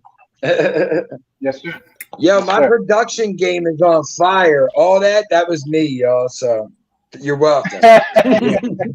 Yo, yeah, I What's couldn't do up, it King? without. What's up, You Tim? know, this is my brother right What's here. up, He's also sir? Greetings. Chilling, blessed, I man. know Blessed. Good to see I you. know he got a few questions for you, so I'm gonna mic down and let him take Sure, over Yeah. this. sure. You Y'all know. can ask me First, whatever, bro. we running that merch up. ATG Bar merch. Hit them up on IG, yo, merch. But Toon, yeah, definitely great to speak with you, bro. It was so funny the way you started your interview. You said you like your dad gave you that freedom, and Yes, I sir. had the same experience. I lived at Somerset and Emerald. Before that, Okay. I lived at Custer and Clearfield, right by McPherson. So I had Okay. that same experience, like 10 years old, sneaking on the L to go see Dangerous Minds. That came out in It's crazy. '93. I was It's 10. crazy, bro. It's crazy you said Custer because my mom used to live on Custer and Allegheny, right next to McPherson Square. My mom used to live on Custer. She used to live on Same G block. and Westmoreland, and yeah, it's basically that whole little My K&A strip. my family my family moved from G and Westmoreland to Custer between Clearfield and Allegheny. Why we So fought like, there's but you know what's so funny too? When I first met you, I was like, I know this dude. And then you come up today and say you skate at the Penn's Landing, something we did every day in like 98, 99. I lived in that was the Fishtown, fun so thing. it was like we just shot the Penn's Landing every day. South Street, we had, blue hair. And so Yep. between that and then graffiti, I know a ton of people in that game. So I always said you seem familiar, and I think that adds even more to it. Yes, sir. So, but your story is something that it's very interesting. Do I wanted to ask? Do you look? You got a video premiering right now. Salute everybody! Sub It's the cool. team. Yeah. We got a video dropping right now, so check that out. Um, But yeah, I was saying, like, do you have a specific channel where you do this level of storytelling instead of your usual? I know you for the tours. Okay, so like I mentioned earlier, so I got three YouTube channels. My primary YouTube channel, y'all know me from, is Toon215. That has a wide Mm-hmm. variety of content, from unboxings to Mm-hmm. documentaries to music videos to skits and to tours. I started the touring Yeah. about 4 years ago. Now the funny thing is, my tours used to be silent. They wanted me to narrate for a while. They was like, Toon talk, Toon talk, Toon talk. I have a speech impediment, so I Mm-hmm. prefer not to talk because I stutter. But they Mm-hmm. wanted me to talk, even though my voice is kind of annoying to me. They enjoy it. So throughout most of my tours, I tend to drop little personal gems in a lot Yeah. of the tours on my Toon215 channel. If I see something that reminds me of my childhood, I'll talk about it in the tour. If I'm doing a walking tour, I might bring out like childhood memories. My Toon B Chillin' channel is more behind the scenes. Again, it shows Mm-hmm. me like a different side of me because on Toon215, you, Yeah. you don't see my face. You just see the front of the Mm-hmm. street. You don't see my face. But I created Toon Be Chillin' just so in case people care for that side of me and they want to learn more about Mm-hmm. me. I really don't get too much into my personal life because a lot of people don't. At the end of the day, a lot of people don't care what you've been through. They only care where you at, where you Where arrive you're at. You know going, what I mean? where you're Where going you're as going. well. Yeah. Yeah. Mm-hmm. And I always figured like if I ever or when I achieve a great level of greatness, I become something great in life. I could probably write it in a book if somebody cares or Yeah. whatever, audio Yeah. file or Mm-hmm. something, you know what I mean, or a And documentary I or feel whatever. I feel on YouTube a lot of those things we may want to bring them up because in our hearts and minds, like that's an accomplishment. That's something I did when I was young. I resent it and I worked through. And then we bring it to YouTube because we're proud. That's a badge of honor. We earn that. But this Yeah, is new to this audience. So now you have absolutely. a troll coming in, and they're like, you jumped somebody when they were a kid. And you're like, yo, I repented for this 10 Yeah. years ago. Why should I have to deal with this again? So I totally agree with you on that. I try not to go too far in things I feel like if they were mistakes that I repented for or up too much of the past. I like to give some because some do care, but you have to Plus, find that balance. Plus, in 2018, when I was doing daily vlogging every day of the year for 2018, 365 days, in a lot of those vlogs, I was telling my personal stories. I would have vlogs I would tell about my life, about my childhood. I even got a vlog or two where I was breaking down, like I was teary, where when I lost my homie, I documented that whole thing of me going through all types of emotions. So I do have those out there. Do people reach out to learn about them? No. At the end of the day, it's like, since I'm nobody yet, I'm still an unknown face to many. They don't care about my story. So unless, like, how ATG reached out to you, told him I'm trying to chat and learn more about you. He's an authentic person. So I'm like, all right, definitely. Like, you guys sound like you want to hear a different aspect. But until people genuinely care, I keep a lot of the stories to myself. You know what I mean? I understand that. We got Behind the Bar coming up. Another great content creator. Another great interviewer. So I'm gonna pass the mic right to Maine because I'm sure he might have a few questions. I just wanted to say I understand your experience. It's funny we went through a lot of the same. So I'll pass that off to Maine. Yes, sir. Hey, what's going on, too? What's up, Murph? What's popping, baby? Chilling. Great to see you always, man. Wagwan, Toon215, Wagwan, Bridget. Wagwan, big up yourself, mood boy. Wagwan. What's cracking, bro? What's good? Hey, man, great interview today, man. Hey, listen, I know some content creators don't be giving up some of their secrets, man, but, man, what software are you using, man? You look like a whole cartoon right now, man. What the heck? That's cool, man. You tell me I look like a cartoon? Nah, bro. Right now I'm not using no software. I'm on my phone. But if you want to know, what do I edit off of? Final Cut Pro is my primary editing timeline. I use Final Cut Pro, although I do have knowledge of Avid and Premiere. I don't use Adobe Premiere anymore. I don't use Avid. I primarily edit off of Final Cut Pro. What I'm shooting off right now is a cell phone. I got a ring light in front of me. I don't know if the ring light is making me look a little bit too shiny. I mean, I know it kind of puts a hot spot, but I kind of glowing. Talking. You're definitely glowing. Yeah. I assume type of software that you were using, man. That's crazy. Okay, that's cool, That's man. crazy. So basically, he said I look like a cartoon character. That's funny. That's dope, bro. But what made you turn into a vegan though for 6 years? What made you make that transition? First and foremost, my love for animals. Secondly, I got tired of eating animals. Thirdly, what came naturally with it was I happened to lose a lot of weight without even trying. I used to be like 205, 206, 7 pounds. I went vegan. First 3 months of becoming vegan, in 3 months with no exercise, just sitting down and editing videos every day, I lost 36 pounds. I dropped down to like 165. I was like super slim. I didn't know that was gonna come with it, but it came with it. Over the years, I adjusted my weight, so I'm back up, close to 190, close to 200. But it's a healthier lifestyle. My back pains went away. I used to experience excruciating back pains. My back pains went away. I felt happier. I felt less angry when I used to consume animal products. I don't know if it was I know this is a controversial subject because people love meat, and I don't knock meat. If you love meat, more power to you. I still hang with people that eat meat. I don't care. I let them eat what they eat. I eat what I eat. I don't try to convince or persuade anybody to live my lifestyle because it's my lifestyle, and I know how important food is. It's a touchy subject to some people, but I noticed the difference in my mind, body, and soul. Even just using the bathroom. It might sound funny, but doing a number 2 was way breezier without animal products. Like just eating plant-based stuff. I was mentally happier, emotionally happier. My body felt better, less pains. I was up, I was alert. Just my consciousness was like it elevated to a whole nother level. And then I started learning more about being a plant-based eater, the benefits, and it was a lifestyle that I wish I would have started sooner. I started it when I was in my late 20s. I'm 34 right now, so I started it probably 27, 28, and I'm not looking back. Like I'm in it for life, bro. That's good, man. That's good. I've been watching this interview for a while. You said you've been a content creator for how long now? I heard you say in 2014 you took a hiatus. How long you been a content creator for?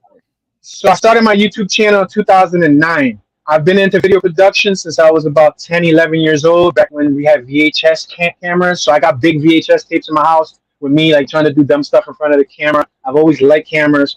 In high school, I went to Edison High School here in Philly. I was in audio visual technology communications workshop. So in Edison, they had a bunch of workshops. When you graduated from freshman, you went to a junior. From sophomore, from 10th, 11th, and 12th grade, you had to join shop. I always loved video since I was a kid. So from 10th, 11th, and 12th grade, I joined the video shop, which was audio, video, technology, communications. After high school, I graduated. I went to a community college here in Philadelphia. I wasted a year there because I'm an artistic person. I wasn't learning nothing artistic wise from the community college. Although I was an arts and design major, business management secondary, nothing was artsy about it. I dropped college for about a year. I grinded, I worked. Then I joined the Art Institute of Philadelphia for digital film and video production. And I graduated with a degree in digital film and video production in 2012. So I've been in video my whole life. My YouTube career has been on and off. After 2014, I took that 1 year hiatus. I came back heavy 2015, 2016. Music videos, contracting music videos. I'm a director, cinematographer, and editor. I shot over 100 plus music videos. Low budget artist and an artist or two that's had their name dabbled in the industry. I even got offered to be signed to Sony Entertainment in my career. I had shot this one music video for this artist that aired on BET, and he contacted me and said, my label wants me to have you as my, as my cinematographer. You can still work and do your own thing, but they want you to sign with Sony Entertainment, and I declined it. He kept trying to persuade me like, yo, but these are the benefits. You can charge whatever you want for your music video, $6,000, $7,000, $8,000, and they gotta pay you. And this, I'm like, no. I've always been a lone warrior, lone wolf. Money doesn't make me jump any faster. I love the thought of content creation. I love the thought of being able to put something out there that'll live past us. You know what I mean? And be able to reach the masses. And when it's something you love, even if you ain't get paid for it, you get paid through the enjoyment process. You know what I mean? I totally agree with that, man. I totally agree with that. I'm here in Philly too. I'm in the Island area. You know what I mean? So I was just up at Island about a day ago. I was on 5th and Champlas. And we're all pretty much, a lot of us on this channel, people in the live chat, people like Murph, people like obviously, my guy ATG Barn, and a lot of us on this channel, we are also content creators. What advice would you have for other up and coming content creators who are trying to get their name out there? Because you've been out here consistently for over a decade now. I've been doing it for 4 years. What kind of advice would you give for people like me to get to the next level? All right, so advice. Rule 1, consistency. Don't doubt yourself. You have a thought, right? You have a thought comes to mind. This is the thought. This is the action. Close that gap from when that thought comes to mind to the action. Procrastination kills us as content creators. Don't say tomorrow. Do that, John, now. You have an idea, write it down. Even if it sounds like a dumb, silly video idea, put it down. Don't doubt yourself. You can be your own worst enemy by doubting yourself. 2, don't care about what nobody thinks. Don't care about the views. Don't care about the naysayers. Don't care about the negative comments. Guess what? Negative comments help you win. Haters help you win. If you ain't got nobody hating on you, you ain't winning. Don't delete the negative comments too. That was one thing that I did earlier in my career that messed me up. I used to try to delete comments that I felt didn't correspond with my community or whatever. No. Listen, if they're taking time out of their day to leave a comment on your page, leave it there. It helps the momentum of your channel. Guess what? When you watch YouTube, like most other people, what's the first thing people do after the video? They scroll down to the comments. They want to see the gossip. Guess what? They're retaining the attention to your channel.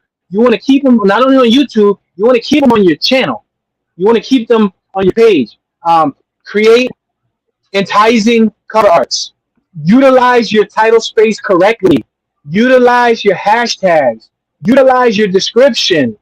Now, there's been times where I know I've experimented. Times where I didn't use no hashtags. Times where I use simple text. You'll see a video go viral and they just got a three-word title. You see a video go viral that has a detailed title. You'll see a video that go viral that won't have a creative cover art. You'll see a video that go viral that has the most detailed cover art. Next, don't try to compare and contrast yourself to others. Don't judge yourself and say, oh, well, I should be there because this person's there. No. We all got different stories. Johnny might make it in 3 years. Timmy might make it in 10. Mike might make it in 15. But at the end, you're all going to go to the top. We all got different stories. It's not a competition. The only thing we're all promised at the end of this life is death. That's the only thing we're promised. Don't worry about the views. The views will kill you the most as a content creator because you'll feel, hey, nobody's watching. I only got 13 views. Guess what? I was only getting 13 views for a whole year straight, and I was still grinding and putting it out for 365 days straight. Nobody in their right mind would do that. They would give up. After 5 months of doing it every day and not seeing any progress, they would give up. But guess what? I'm not saying a lot. My bolts are loose. Like, but it is what it is. You know what I mean? I'm a firm believer that we learn through all of those mistakes, even through your failures, even through a video that might not be so well.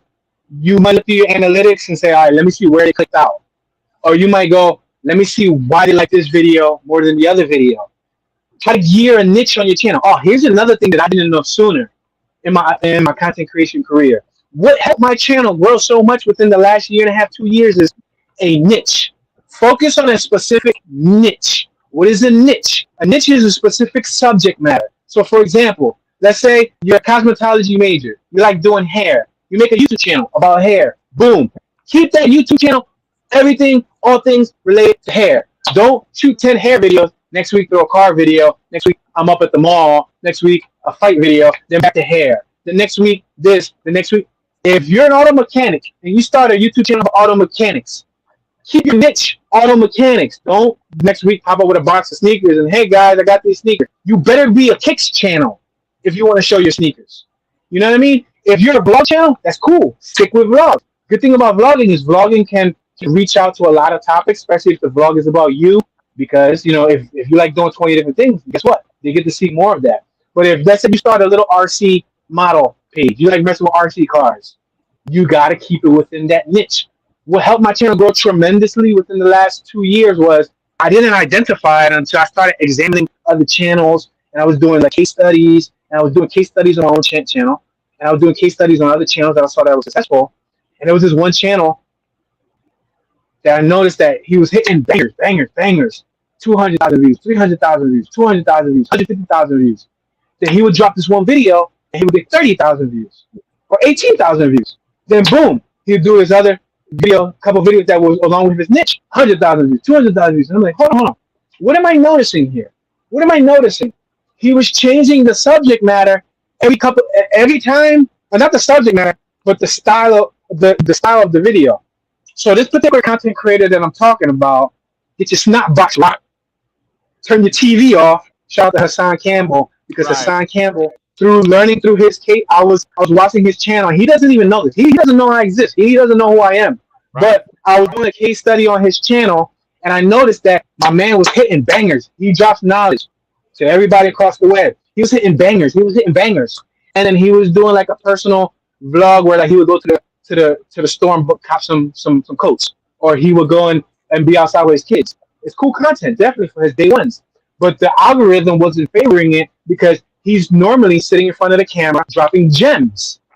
So once I learned and I noticed, I'm like, hold on. When he was focusing on his niche, he was blowing up. When he would do that one random job where he would drop a song from one of the artists that he support, YouTube wasn't promoting that like they was promoting the rest of his stuff.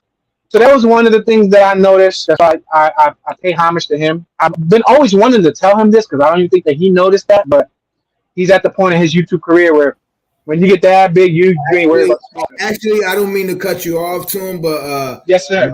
My brother right here behind the bar, 215. If you don't know, get a chance, subscribe to his channel as well. Yes, sir.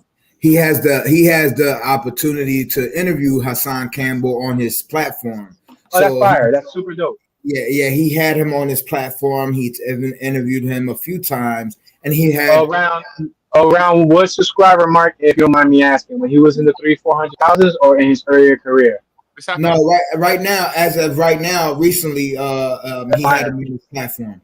Yeah, I had him on 3 times for the past 2 years. So yeah, he's cool. I even have a drop from him too. Came on my channel and said this for everybody. Hit the like button so the notifications could go out and share this fucking video. You selfish mother. Yeah, that's dope. That's dope. God bless you on that. Yeah. So I definitely I have a relationship with him, and he's cool. And that, no, you dropped a lot of gems here too. You credit Hassan Campbell for being live and saying some gems, but what you said just now, I'm pretty sure Murph, I'm pretty sure ATG, and any other content creators inside the live chat took everything you said. The key thing that you said as far as is not only consistency, but don't be worried about the views. A lot of us get kind of discouraged when we only see a certain amount of views per upload. But you said you had 13 views for a year straight and never gave up. Yes, some videos 50 views, 21 views, and that was at the time when I had 4,000 or 5,000 subs. I was like, damn, what's wrong with my sub channel? Like, is my sub channel broken? Yeah. Was they not sending out my notifications? But again, when somebody subscribes to your channel for a specific video, for a specific niche, I'm a firm believer. I don't know if this is factual, actual, but they're not gonna notify that person that subscribed to your channel for automotive about your hair video.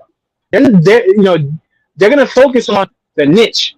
Another thing that I took note from on his channel was, if you guys want to know how to grow, if you're in that type of work, when you talk about different subject matters or blogging, stay relevant with trending topics.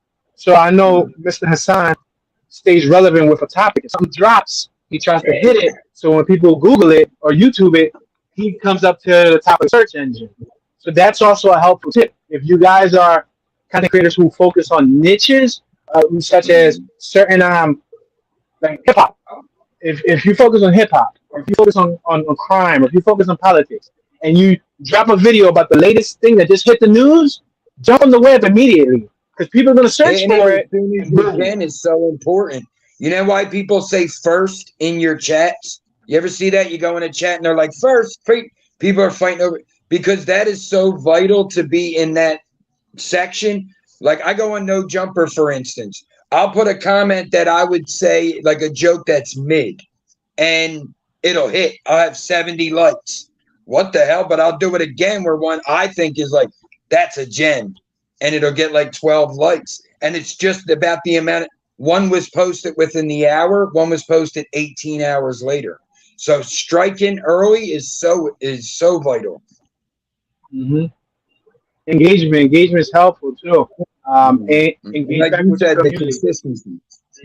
Yeah, consistency and engagement. It's hard to do when you got a big channel. Like, I'm not even as big as Hassan, but I can imagine when you're in the 300,000-400,000 page mark, you get so many comments that you can't reply to everybody. But when you're in your earlier years, and because right now I'm backed up, and I've been trying to like them and reply to them, I'm backed up like 1,500 comments from months and months ago. They just keep every day across the channel. I got over 1,800 videos, almost 2,000 videos. So they're still commenting on videos from years ago. So, but what I'm saying is, if you're a new channel and you're small and you're still starting, when somebody comments, try to reply to everybody's comment and give them a genuine response. Don't give them a pre-programmed response. Thank you very much. Thank you very much. Thank you very much. Give them an authentic response to each person to show momentum, to show engagement.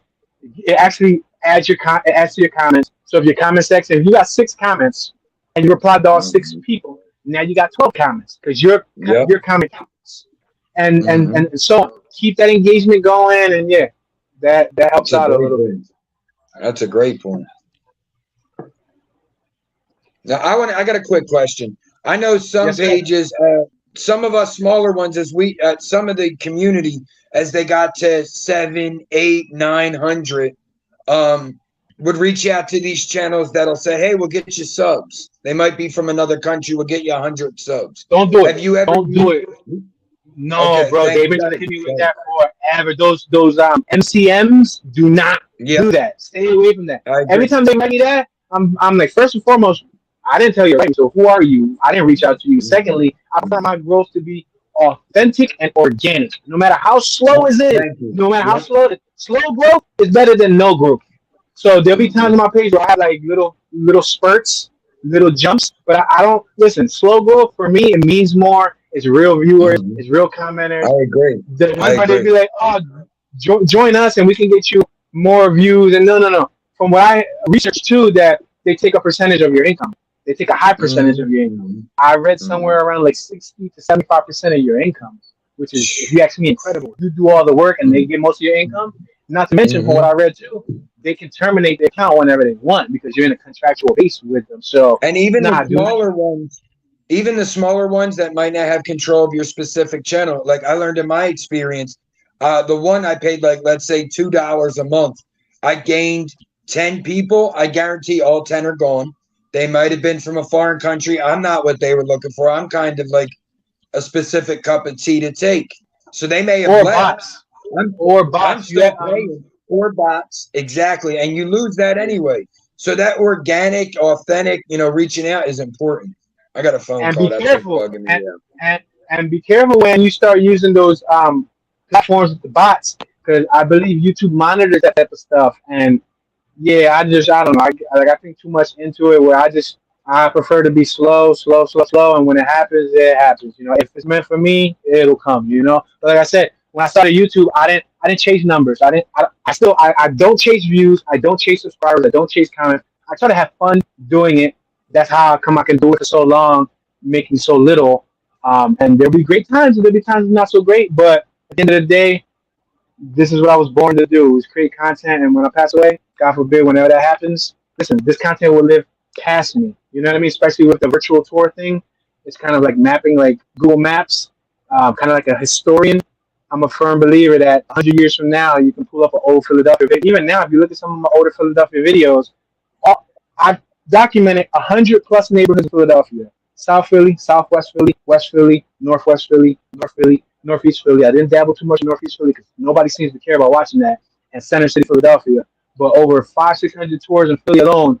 And there's neighborhoods that, just as I got back the last month, as I got back and I'm driving through Philly, I'm like, damn, it's only been 10 months since I've been gone, and these blocks have completely changed. That's what influenced me to start this mapping project years ago, because I was seeing my neighborhood being gentrified. Where I'm from in Philly was being gentrified at such a fast pace.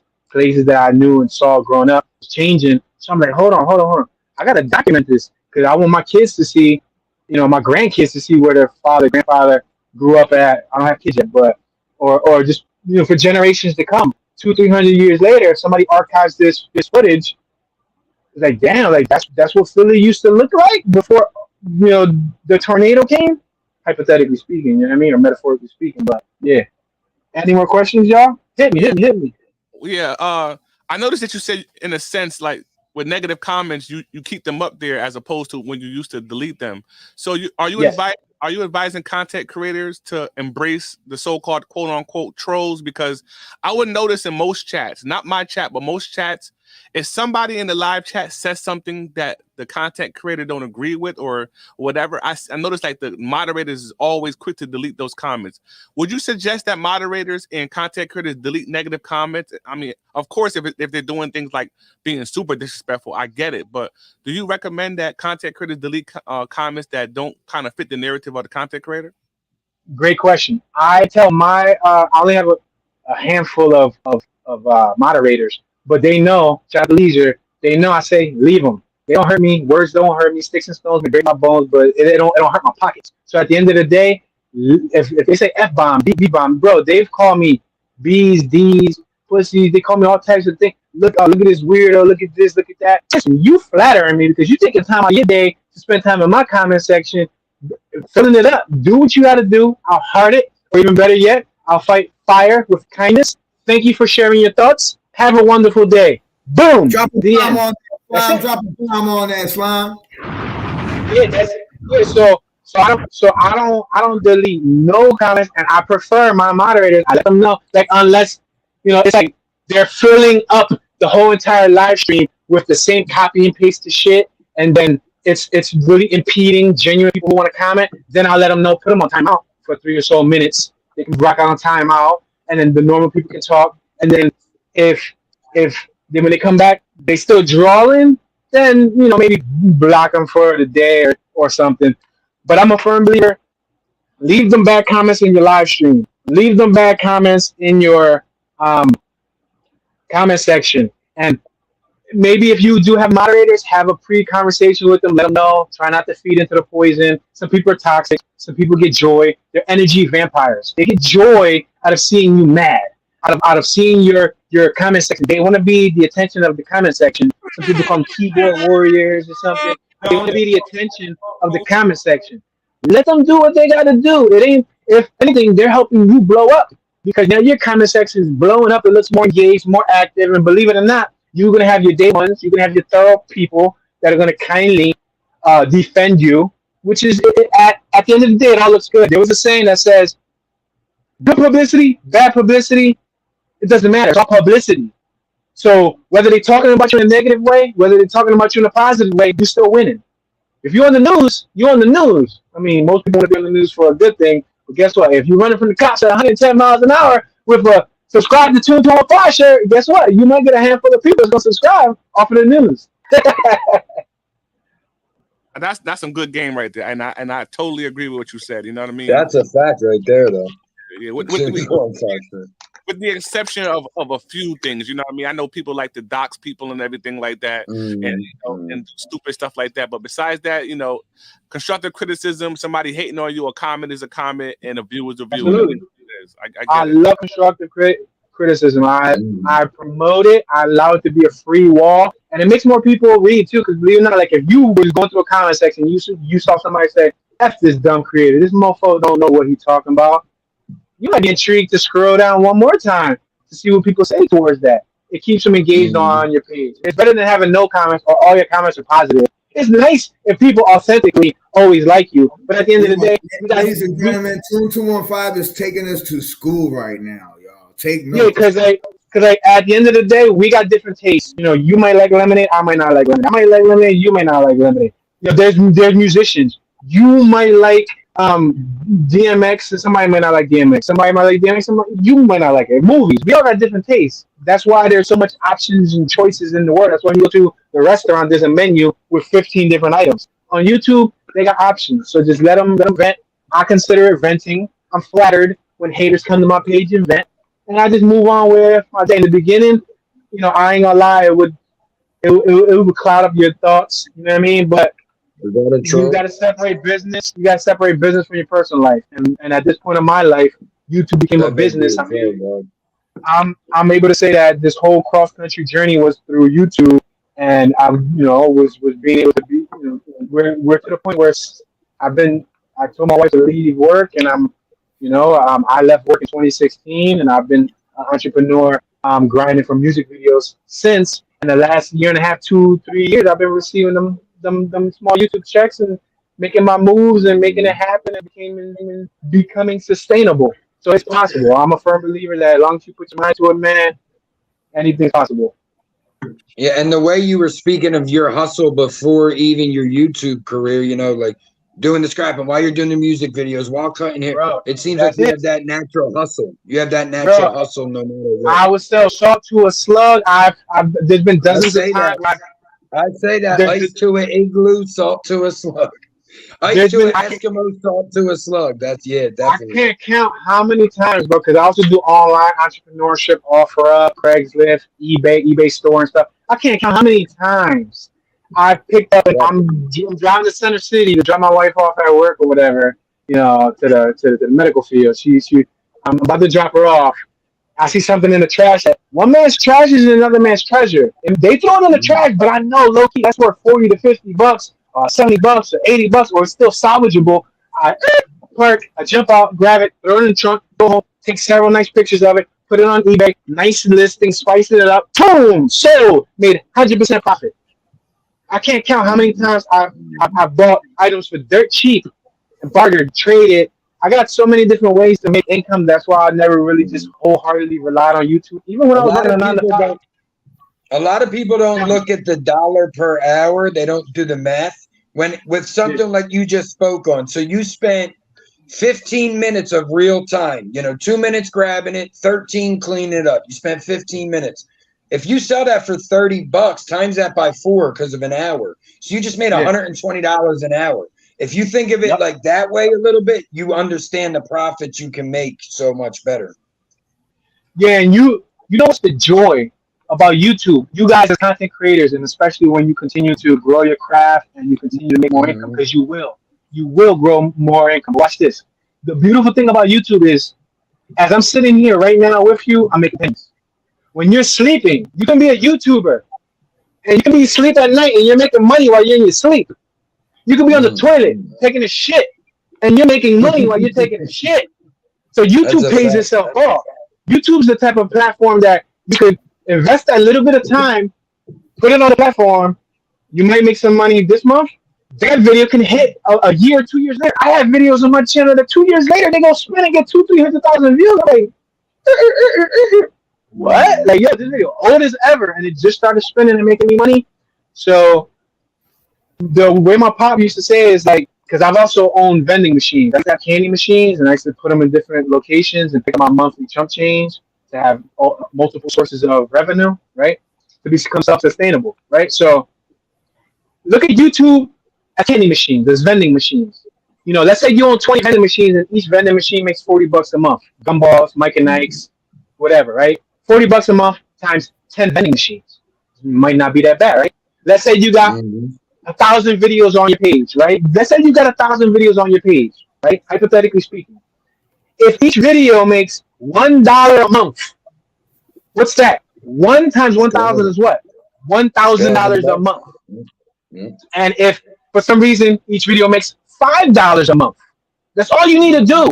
If each video makes 5,000, if each video makes $5 a month times the month, times that times 1,000 videos, 5 times 1,000 is 5,000, and so on. So, hence why I kind of grinded extra hard within the last 2 to 3 years, like going hard, posting daily. As of most recently, the past month, I've been putting 3 videos a day: 12 noon, 3 p.m., 8 p.m. at night. And I'm going to downsize and focus on quality a little bit more than quantity since I'm back in Yeah, Philly. that But prime times. like, listen, your pennies will add up, and don't get depressed. Don't get There's another word. Don't get discouraged. I think that's the correct term. Don't get discouraged if you don't see um, immediate gratification for your effort. Some of the best things in life don't come immediately. That's true. That's true. I totally agree with that one. On my channel, I have a saying on my channel that I do every show, and I tell people like if they could donate $2 or $3 to my platform. And a lot of people look at it like $2 or $3 and they laugh at it, but they don't realize $2 to $3 multiplied by 10 to 15 people can add up. You know what I mean? And Absolutely. that donates $2, even if they donate $2 a week, that's $8 a month, which is like a Netflix subscription. Most people pay $7.99 a month. I think they raised the price on Netflix now a month. So if somebody who supports me and donates to me $2 a week, that's $8 a month, straight Cash App or whatever. And it's a way. It's the way to generate income. So I look at my channel as a side business. You know what I mean? A lot of people need to realize that YouTube is a business, and I refuse to. Yep. Go on YouTube just to be seen and just to be heard, and they don't look at it as a business. They go on here to do things that they can't even monetize off of. You know what I mean? So Yeah. So with that being said, hit that Cash App, motherfuckers. Here's a tip too. Here's a tip that I've tried on my community, and it's been pretty effective. I remember a lot of people would try to make donations to me. Yo, Toon, how do I donate? And you know what I'll tell them? I'll say, listen, you watching is enough of a donation. If you want to do me a favor, you want to donate a thumbs up, donate a thumbs up. If you want to donate a comment, feel free to go in the comment section, donate a comment. If you want to donate a share this amongst your platforms. Those donations can help the videos grow tremendously. That's the way when people, because we're living in a rough time where the economy's rough, people aren't working, people on fixed incomes, low budget. I understand it's hard, to make donations, but the ones who are fortunate enough that want to do it, more power to you. I'm always thankful when I have people who genuinely support in that way. But for me, a thumbs up is like donating me $1, because if you can get 100 thumbs up, that gets your video spun more, and eventually the ripple effect is real. So keep that in mind. That sometimes if you can drop in your video, listen, if you guys can't donate money, donate a thumbs up. You can't donate money, drop a comment. I would appreciate it. If I got 40 people watching, 40 people can't donate $1, but if 40 people can donate a comment, you got me? That's facts. Che Hercules was just asking, do they take the taxes out already, or is that something you have to file yourself with YouTube? So you got to file your own taxes. You basically, every time tax season comes, you literally, you owe a little something. I know my very first check I ever got from YouTube. And my first two check. Both my checks that I ever got from YouTube, I gave them away. One went to bills. The second very next check I ever got, I bought sweaters for the homeless in Philadelphia and gave them away. I did that again I believe the year before, I think last year, I gave away a whole nother check. I bought like 30 Dunkin' Donuts $5 gift cards. I bought 30 rosary beads with crosses on them. I went to all corners of Philly where I saw somebody maybe homeless on the street, somebody that might need it, asking for change. Here, pop. It's not much, but here's a $5 Dunkin' Donuts gift card to get yourself a cup of coffee and maybe a bagel. And here's a rosary bead, because sometimes prayers are more uplifting. The crazy part about that is I gave one homie a rosary bead and a Dunkin' Donuts card, right? on Fifth and Roosevelt Boulevard, like 2 years ago, bro. Like 9 months ago, yes, like 10 months, 10.5 months ago, before I even left to this road trip, I saw my man stand on Fifth Street, and I knew it was him, not because his face. I looked down around his neck, I saw the same rosary. So he was rocking that rosary for a year later. So it goes to show you that little gestures like that go a long way. For me, I mean, I think I'm kind of like a different animal because I'm not. I mean, money is helpful.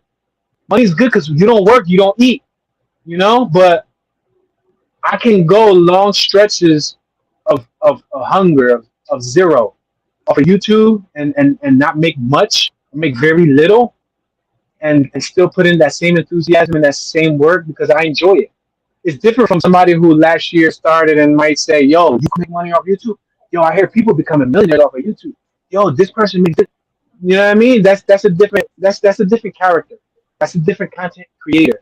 And I try to recommend love what you do, and the money will come. I definitely I agree. understand that. I definitely Yeah, agree. work for the love of it. I Like respect that. the community that we have here, a lot of us we kind of it's like one hand wash the other, you know, like Murph Mhm.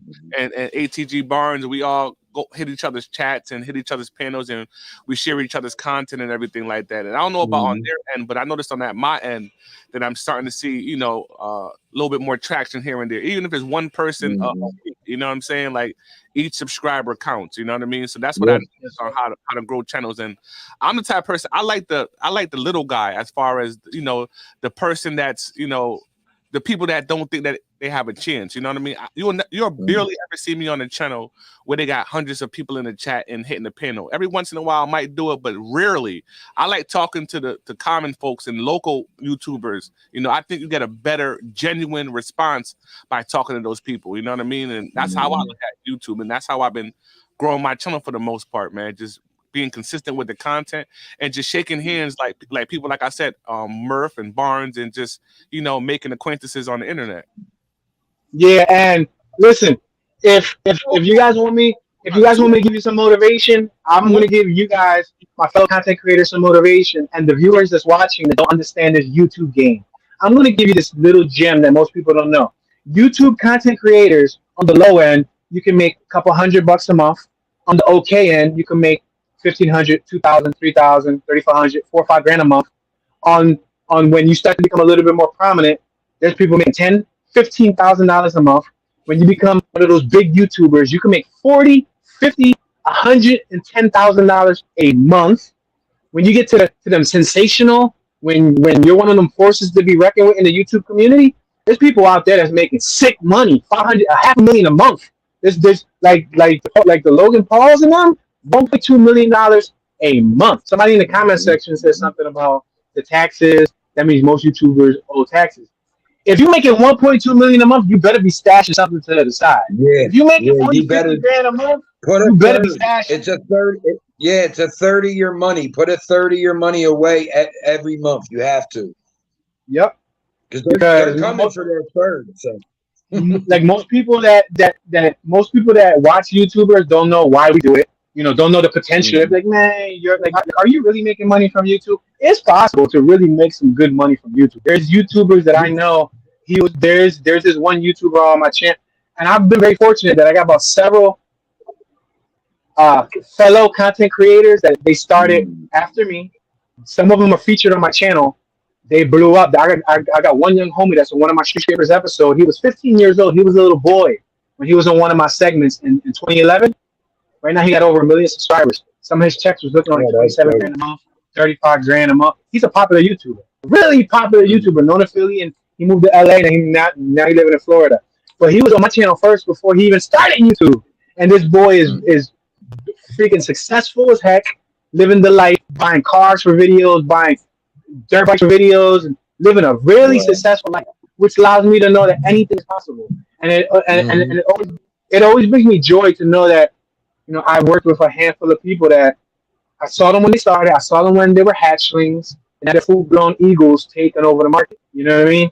So it's possible. Some people don't make 30 grand a year working at McDonald's. They don't make 30, 40 grand a year. There's people who make 30, 40 grand a month on YouTube. So I'm saying that because it's something that if there's somebody watching might get inspired. Now, money should not be your inspiration, but if you want to know the potentials, yeah, you can make $5 grand a month easy on YouTube, and you only uploading videos a couple times a month, and you chilling, you sitting back, and you watching your money grow.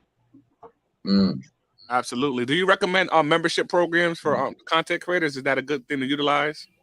So I'll be completely honest with you. I got that feature unlocked like a year and a half, 2 years ago. I haven't used it. I thought about using it. The thing is that it's like a love-hate thing with me. Even though I might be, I could use the money, bills, life, food, gas, whatever.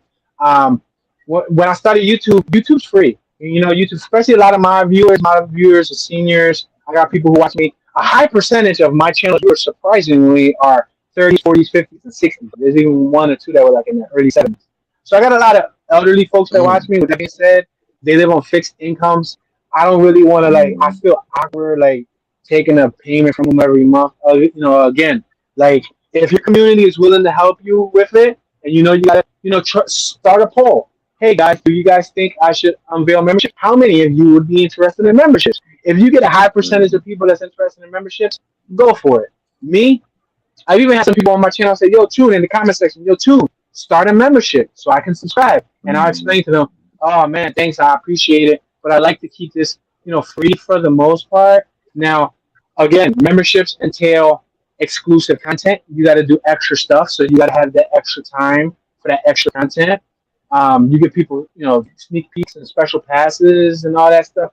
It's a whole nother animal. It's another curve, a learning curve. Is it good? Yes. If you have 1 million subscribers and you get 50,000 memberships or 20,000 memberships at $5 a membership, then you chilling off of just memberships alone. You chilling. But if you got if you got 2,000 subscribers and you get like 5, 6, I mean it helps. 30, 40 bucks a month. It helps. It's definitely helpful. It can buy content for the channel. You can make a video off of that membership money. But I would say vary it on your audience. Make your best judgment. Everybody has to make their own executive judgment. I don't have that yet. I've thought about it on several occasions, but something in my mind just says, for now, chill. They've even told me to start. What's the other John? The Patreon. The Patreon. People told me, "Yo, I had that. Yeah, that's what I had. I haven't started none of that. I like to just keep it I manage so many things right now, low key, that most people don't even know. Okay, YouTube channels. Let's talk about the Toon215 merchandise. Where can they find your merchandise at? So I've had several different items for merch. I've had Toon215 watches, Toon215 keychains, a couple other items. I'll try to be a little different before I brought out the clothes. People say, Toon, start clothes, bro. I'll cop a shirt. I know from years of experience ago in 2011, I used to have the bike life show called Street Scrapers. I created some Street Scrapers merch, custom shirt with the guy Williams said Street Scrapers on the back. Are you scraping yet? Right? And all that stuff. I spent like $1,500 in my initial Jumpstart merch with all the shirts. I got stuck with a lot of product. So from learning from experience, and it's tough dealing with sizes, colors, different things like that. So a company reached out to me called Bonfire. Great guy named Andy. He reached out to me. I declined many of these guys for years. But while I was on this road trip, right before my birthday, my birthday is this past May, he reached out to me. He proposed it again. And I'm like, all right, you know what? I could probably use the extra change for gas. So one thing led to another. We developed this design right here. This was the initial design that he initially helped me with. I told him I wanted a map that showed my exact route going across the country to Cali, right? Shows the RV, has the alien in it driving. It has my saying. I started a saying on my tours. Greetings, fellow Earthlings and viewers across the World Wide Web. This is Toon215. I started a little saying. People like it. So I put that on a shirt. And I got Bonfire to basically produce the shirt, print the shirt, ship the shirt. I do absolutely nothing but share the link, and I receive my commission from it. I believe that is a better deal because I don't have to deal with printing them. I don't have to deal with keeping them in stock. I don't have to deal with shipping. I don't have to deal with nothing. They have my brand on it. They ship it. I make my cut. Not only is that beneficial because you make money without having to do anything for it, but I was able to link it up with my YouTube store.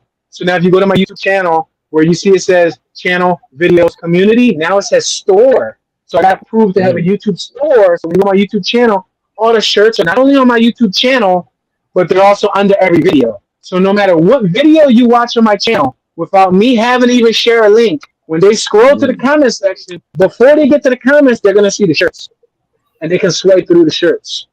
So that was a. That's Tell me. good for I think multiple revenue streams is real important for some YouTube. Like if this is going to become your career, people don't realize how important that is. That multiple, money coming in from not just YouTube. Some people are using OnlyFans, other people are using other sites. Just to have money rolling in from different. Like you said, Jake and Logan Paul. These guys drop a video and have 100,000 views in a half hour because they have 20 million, 40 million subs. You know what I mean? But also, a huge check right there. But also the algorithm favors their popularity too. So like people like PewDiePie, PewDiePie, whatever the heck his name is. Those people. I was talking to my wife about something a couple weeks ago, but I compared and contrast YouTube from 10 years ago to YouTube now. To YouTube 10 years ago, when you would go to the trending page, you would see dumb little stupid videos from real creators that were trending, right? 10 years ago, right? Fast forward to this year, you go to trending, you see famous people, you see Action News, you see ABC, you see Katy Perry, you see Eminem, you see people who are already popular, who are already famous. For example, YouTube. First principle, Will Smith. When Will Smith came to YouTube, he got 5 million subscribers in 4 or 5 months. He was already popular. That's like cheating. That's like a cheat code. You have people that were on YouTube for 5, 6 years that couldn't even amass that amount of subscribers. He came in because his popularity, he had so many videos popular and trending. So what I've learned about the algorithm too is that if you're a popular person, I use my young boy as an example who came out on my channel. The one I said that he got 1 million subscribers. Shout out to Brett Vlogs, very popular, young, successful man right now. His name is Angel. He was on my channel way before he even started creating YouTube. I based the whole episode on him. I got that episode sponsored by Living Proof Clothing, and providing him with some gear and whatnot. But he's very freaking successful. Part of his success was that he was popular off of YouTube. He was popular in the Philadelphia bike ride community. His Instagram was super buzzing. So when he started his YouTube channel, the very first video he got 1,000 views. The next video he got 4,000 or 5,000 views. There's not many YouTubers that can start a channel and their first video they get over 1,000 views.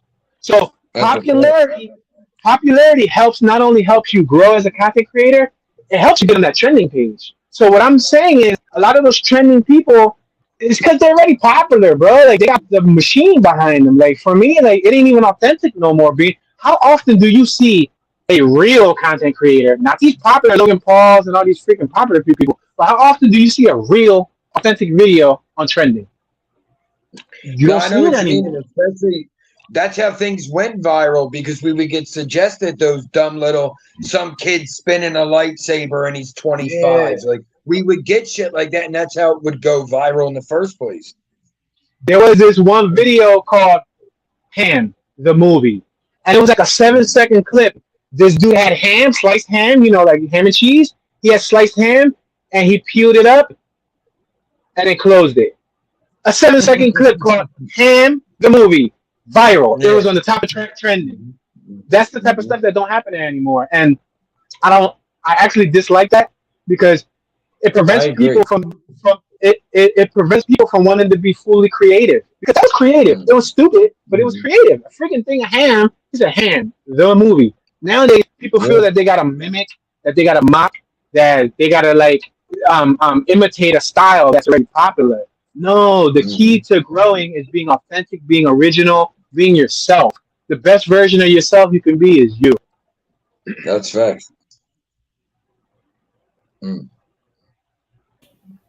Hey, all right. With that being said, I don't want to hold up Toon any much longer. I know he got a family and a life as well, but epic interview. Like you dropped so many jewels. You dropped like you touched on all aspects, bro. It was a pleasure. The game is to be sold and not told, and you gave it out for free. That says a whole lot about your character. You know what I'm saying? And like I said, I've been watching you and been watching your journey, and I'm going to continue to watch your journey and also mimic your journey as well. And if I'll also be in bro, listen. if you ever have any knowledge, don't hesitate to reach out. I don't shy out to when it comes to sharing knowledge. You have questions, like, I can talk and on and on. Like, I don't know if you noticed it, even though I had a speech impediment, I'm a talker, especially when it comes to a passionate So topic. are we. So you're welcome. We do the same thing. We're like waiting to jump in like double Dutch because all we do is run up. We're all talk. We're Yeah, yeah. Aries, so that's what Aries do. And Kenzos. Kenzos talk with their hands. They're always running their mouth. Cops are out there locking somebody up. You're like, leave her alone. They're like, you don't even know these people. Get in your fucking house. That's Kenzo. Yeah. You're like, leave her Absolutely. alone. They're like, you don't even know this lady. Get in your house and shut up. You're like, nope. Yo, but salute to the chat, man. Love and blessings to the chat. We've been on for 2.5+ hours right now. This is an epic interview, man. If y'all didn't catch the beginning, catch the replay. You know what I mean? Big shout out to our sponsor, the Dirty Kenzo production. And produced the shit at this. Was putting solo screens and flipping. I killed the production. yeah, that's a fact, man. But make sure y'all go check out my brother Toon215. Like he said, anybody that's interested in his merchandise, the link in it is in his channel. Moderators has been dropping your link all through the show, so I'm pretty sure you should have some more subscribers over there as well. Yeah, I got like 10 different shirt designs, bro. North Philly Badlands, Kensington Jungle, but Honda shirts, like things like a couple different ideas. So cups and shit, like coffee mugs and tote bags. So yeah, y'all can check that out. Yeah, I'll definitely be hitting you up behind the scene with the whole. I definitely want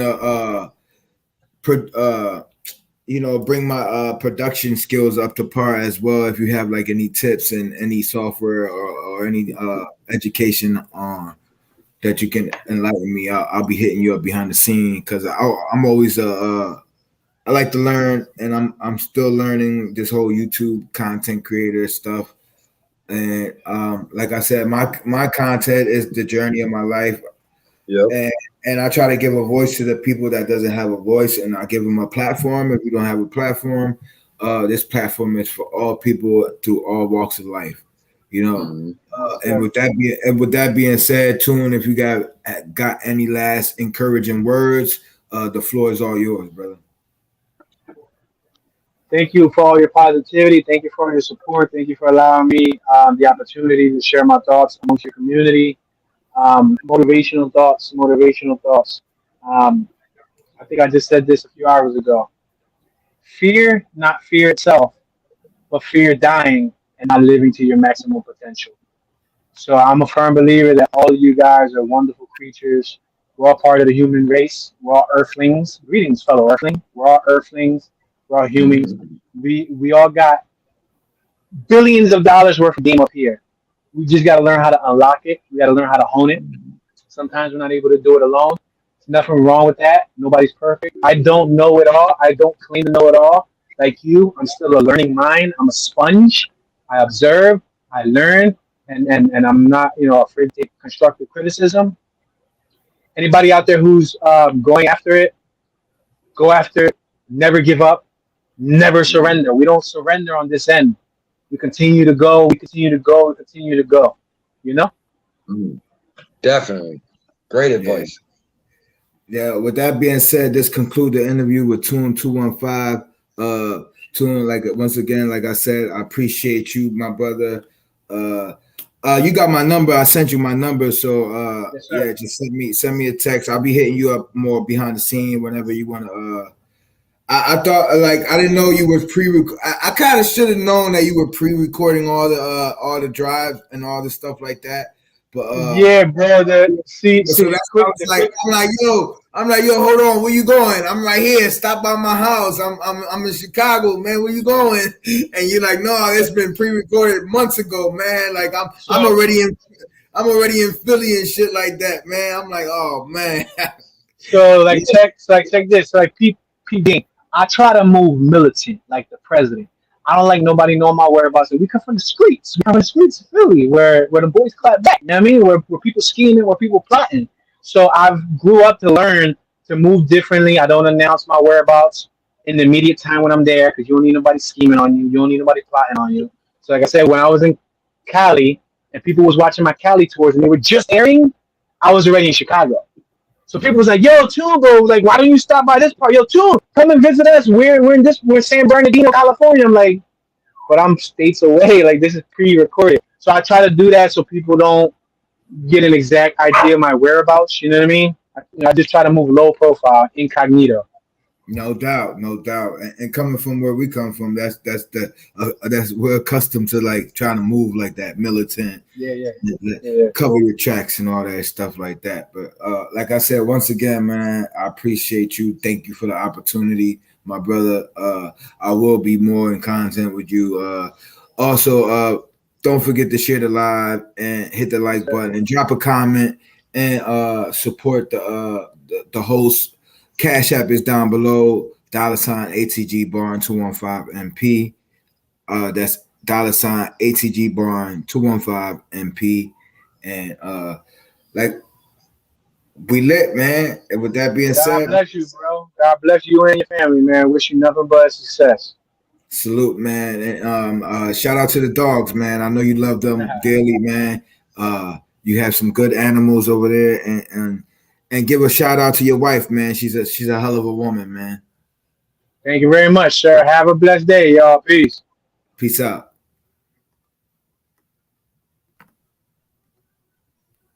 And without further ado, our sponsor. I learned Kung Fu. Salute, What up? Yo, man. that was dope. That was dope. Hey, man, we try over here, man. Like I said, we done with the buffoonery over here. We're moving forward. Shout out to all content creators. I have no beef with no one. Let that be known. I have no beef with no one. I'm moving forward. Exactly. Like I will never talk badly about anyone. You know, I'm sticking to what this channel was created for, and that's to give a voice to the people that doesn't have it, and try to bring y'all more and more good interviews. You know, hopefully one day I would interview somebody like a Meek Mill or Murph DeKenzo or someone like that exclusively behind the scenes. I'll give a little preview. Yo, shout out to Gonna Get You, man. I respect you, brother. Shout out. I respect it. I seen they were saying something that most of us would be against. I respect Gonna Get You. Gonna Get You. Gonna speak. He gonna speak. He gonna let you know how you feel. 100%. That's what I was gonna say. But Gonna Get You. Gonna let you know exactly how he feel, and I respect his opinion. You know, that's his opinion. Why I said they said they would respect the interview, and you can't hate on that. You know what I mean? If they respect it, they respect it. That's all you can. You gotta respect that, man. I don't hate. That's what we need to do more on here, bro. People don't want to separate shit. It's like, oh my god, they talk shit. I seen you there. You hate me, and it's like, no, bro. You see that? You see that? He been around from. He been around. Mm-hmm. He's been around, so his opinion. That's his opinion. I don't say nothing. I don't say nothing about anyone's opinion. You can like me, or you can dislike me. I'm gonna be authentic and as real as I can be. Like I said, moving forward, we have no beef over here on the ATG TV channel with no one. Dirty Kenzo as well. All Dirty Kenzo productions. We need shout out to Queen Kel. Shout out to Honda Mommy. Shout out to all the mods in the chat. Appreciate everyone for holding it down. Big shout out to Morals Over Money. Morals Over Money all day. You know what I'm saying? Big shout out to Frank Major. Big shout out to that ATG TV merch, baby. ATG TV merch. You already know. Got the Lion and Wolf edition coming out soon. You know what I'm saying? I've been slacking on the merch making, but that's only because my job been smacking me with these fucking hours. Crazy. And you know, the kids, as y'all know, the kids has been diagnosed with COVID. So I heard, man. That's crazy. I'm dealing with that, and I don't know. God has blessed me. I have no symptoms. Everyone has been infected besides me, so I'm good with that. That's good in a way. That's good in a way because you were kind of sick. Salute to all the mods, man. That's a fact, family. You were kind of sick that first time, so that means your body built up to it a little bit. Hopefully, you know what I mean. So Yeah, it's so funny. Heaven called. I mean, excuse me, not Heaven. Honda Mommy said, "Did the brothers go up to right in a chat yesterday?" And I knew it. Me and her knew exactly what she meant. I said, "Honda, you mean ours?" Right away, because you know what? It's just that's how we roll. But salute to everybody who came through from, Toon or anybody, salute to everybody. We appreciate you guys pulling up. no doubt. No doubt going to get you. I appreciate you, my brother. No doubt. Really, Honda? What I happened? didn't know anyone took it. She said someone took it wrong. She said she fucked up there. I knew what she meant automatically. I knew she meant, it's kind of, there's kind of pillars with the content creators. It's like Bar, me, Quinn, Tommy D. It's like that's our little circle. Then we start to go out a little, and you get True, Mario, Kenny. Them little circles they kind of go out. That's what I always tell everybody. With that inner circle, it's always been me, Barn, Quinn, and Tommy. Yo, Some but of right the quote day now, ones fuck with all of us. right now, I'm gonna open up for a little bit. If anybody want to hit the panel and Hit the phone lines. comment on how the interview went, if you guys liked the interview, or if you I guys, think it was great. I like the energy. I loved the production until I was on the panel. Then I couldn't do it anymore. if I was anyone, trying to do some little tricks. Salute to Kenny and the YouTube squatters. Salute to Yes, Kenny sir. and the YouTube squatter, the whole squatter gang. Vic, That's a fact. Frankie, True, Mario, all the Frank fellas White. over there, all Frank White, Can't forget the three hosts. all the YouTube squatters. Salute, man. Like I said, y'all already know when I come with these interviews, I try to give y'all the real deal, holy feel, and I try Real to life. give people that can relate to the struggle, and not just give y'all. I can give y'all anybody. Like, let's say I could give y'all motherfucking OT the real, and how we can't relate to OT the real because I'm trying to give y'all authentic stuff where we can all relate to the struggle. And he even has his, so there's always a story. Everyone's got a story, you know what I mean? Yeah, so that's you. a fact, Appreciate man. it. I try to keep it raw, man. I try to keep it, look. That was a good one though, that you didn't have to really ask questions. I got questions right here written down. Like I don't play around. These are my written down questions. Like I do my work. It flowed nicely though. Every time you wanted to ask a question, it was kind of answering itself, as you said. Yeah, it was like that's why I was like, hold on, but you answered. That's actually my next question on the paper. And R.I.P. T History, bro. T History would say that to everyone he interviewed. He said, "Yo, Kenzo, can you please slow down, bro?" I said, "My bad, T." He said, "You answered my next question every time." Yeah, real talk.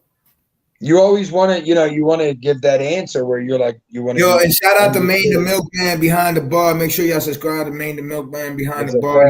He got a reggae show off with him and I believe it's Knowledge Born 2.0, whoever. I don't know. I don't really know like that, but make sure y'all go check it out. Shout out to Knowledge as well, but big shout out to Maine the Milkman. Thank you for pulling up, Slime, and always. That's a fact. I'm pretty sure he took some jewels that Toon215 was dropping as well. I was going to do it. Let me say this. We're going to take this to the 3 hours. So we got 10 more minutes of the show. If you want to promote anything. I was going to say, in the beginning, I promoted a show tonight with Junior. We're going to push that till next week's 420 because he's trying to hang with his homies and shit. I ain't going to overstep.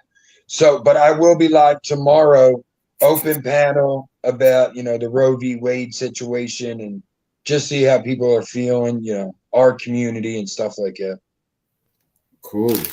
That's dope, man. But Shout me out and to Junior will be doing one Friday. Day Ones. Shout out to the UK, to my UK brothers, DJ Science, Alan. Who else we got over UK there? sisters, UK sisters, Becky, Haley, Becky, our UK sisters. That's a fact. the we love you. We know you watching always. The Lou, we love you. Rest in peace, T History all the time. In your mind, shine all day, every day. And Shout out Cooking with Kells will be back Thursday. We took Shout off out this to week. Friendly Extortion. Make sure y'all subscribe to Friendly Extortion. That's the brother over there, home team. Hurry up and die. Salute my brother.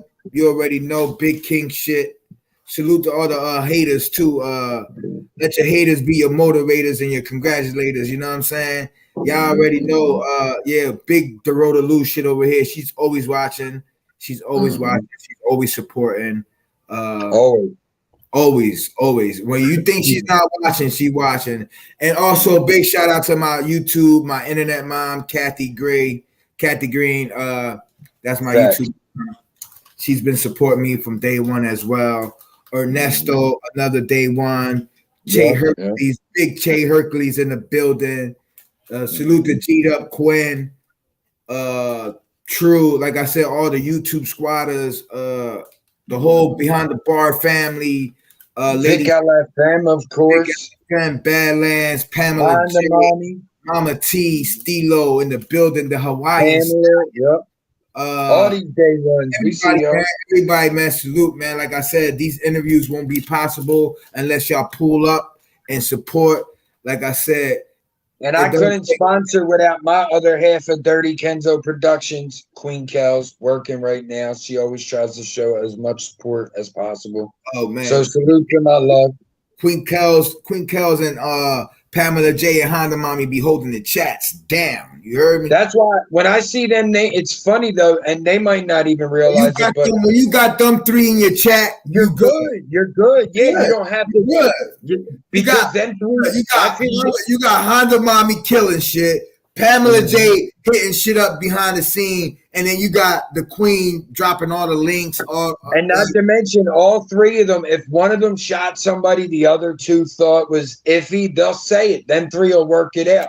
If it was wrong, they'll apologize. That's the mods you want. People that ain't gonna they understand like you trying to glow up here. Don't shoot me down on that. You know what I mean? So if you got those folks, you're always set. But as a creator, we get that relief. We're like, good. If you got one of them, you're like, even when I go to Frank's as a mod, if I'm in there by myself, I'm like, oh, here we go. But if I'm in there and it's like me, you, Honda, Quinn, Kells, Haley, I'm like, oh, we out here. You know what I mean? Like, because we don't do the same shit. We don't take the bullshit elsewhere. So by not doing that, we feel we have to defend it when it comes to us. So of course you want to feel more fortified. Yeah, big shout out to my wife, Heaven, holding the kids down while having COVID. Breezy, salute, welcome in. Yeah, that's a fact. I seen her story about Amir being sick, and I, sad reacted, and she said he wasn't feeling good. I'm like, yeah, that sucks for Heaven too, being so close to delivery. Yeah, man, and once again, shout out to everyone that pulled up, man. We pulled up. I think it was close to like 40, 35 around there. We kept no lower than 20. Yeah. So that's what I try to focus on for me. I try to find the highest and the lowest. Big shout out to the likes, though. We got like 80 likes, I think. Hold on, let me see. That's beautiful. That's beautiful. Hold on, let me see. We got 68 likes, man. 2 more likes, man. Let's get that 70 mark. Make sure y'all hit that. If you haven't, you can come right back to the live chat. You won't miss anything. 2 more likes, man. And watch that damn commercial, man. See, and I like Toon's perspective on the membership, but I also like having the Patreon, but I like how I'm doing it where I'm like, look, I put it on Patreon a month later, I'm dropping it on YouTube. So that's like you still get your benefit from being a member. You got a whole month, and then everyone gets it. Because that's kind of what we want to build, community based. I don't want anyone to miss out on anything because they don't have $4.20 a month. That's not fair to everybody. Fixed incomes, like Toon spoke on, things like that. That's why I always say, if you can, because that's so important. I don't want anyone to feel obligated. If they feel like, yo, that was a dope show with music, here's a few dollars. If they feel they can do that, thank you, to the utmost. But don't give me your last $10, please, because I don't want anyone there. So if y'all enjoy the interview, man, don't feel free, man. The Cash App is down below, man. Like once again, hit that for that, man. ATG Barn 215 MP. 69 likes. Come on, one more like, y'all. One more. 70 likes, man. 70 That's likes. what we aiming for, though. The likes, the subs, the shares, the word of mouth. That's worth its weight in gold. 70 likes, y'all. Come on, one more like. One more, y'all. One more. We got Appreciate one more. all the shares, especially because I know the shares help to get the likes up like this. One more like, man. There you go. 70 likes. Dang, beautiful. Y'all the best, bro. Best community. Thank you, Breezy. Breezy hit the 70. Breezy. 71. Oh, it's going. It's still going. 71. Oh, let's go. 75. Let's go. Hey, give me 75. Hey, 75. I got a little time to burn one with my brother real quick, but enlighten your mind. Before we burn one, before we had 72 likes right now. Okay, keep it going then. Let's keep it going. See if we can drop a little gem of music for him real quick. Yeah, before we burn one, we're gonna go ahead and play a little free freshman hip hop. Oh shit.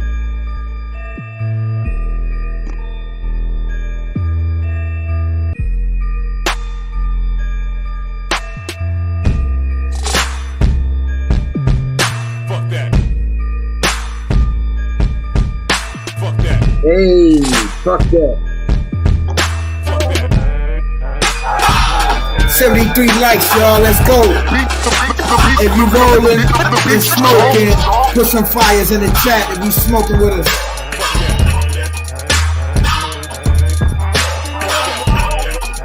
DC, we smoke over here.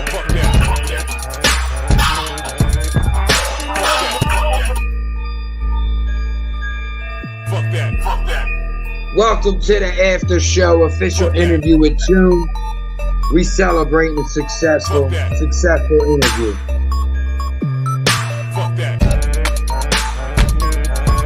I am the DJ of this song. I created it. You're welcome. To the beat, to the beat, to the beat, y'all. To the beat, the beat, the beat, y'all.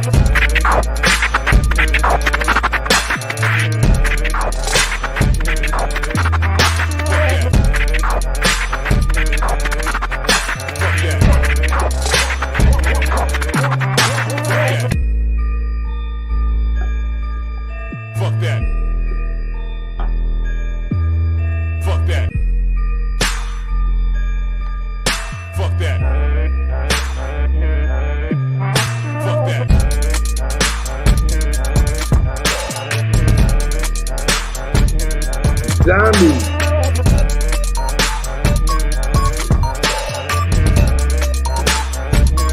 Beat the beat, y'all. To the beat, to the beat, to the beat, y'all. To the beat, the beat, the beat, y'all. To the beat, to the beat, to the beat, y'all. To the beat, the beat, the beat, y'all.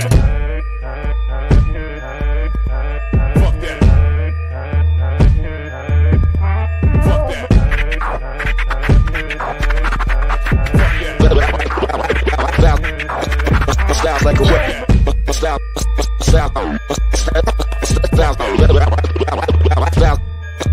Sounds like a whip.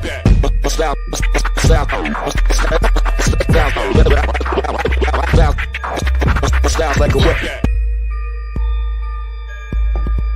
Fuck that. Fuck that.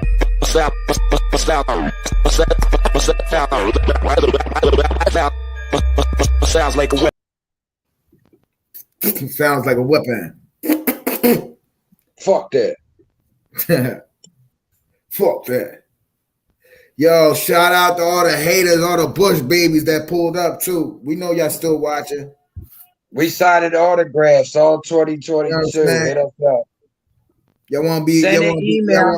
Y'all want? Send an email to I'm taking all interviews. Hit me up on the DM at ATG Bond on Instagram and yo. Facebook. I You might go through on the interview of the century, Bond. Oh yeah. I will. You will be in. We'll be doing it the same way, of course. Okay. Yeah, and it was offered to me. I didn't even ask for it. Oh word. I think even the person understands I'm probably the only one that could do it. You know. Oh word. I mean, you as well. I feel like but I feel like you and the person have more emotion and past than I. You know. See my devil horns poking out. And who could that be? One who would walk through the dirt. One who will what? Walk through the dirt. Through the dirt? Yes. Oh. Think about it though. I'm the only one that maybe don't have a total issue that could handle it.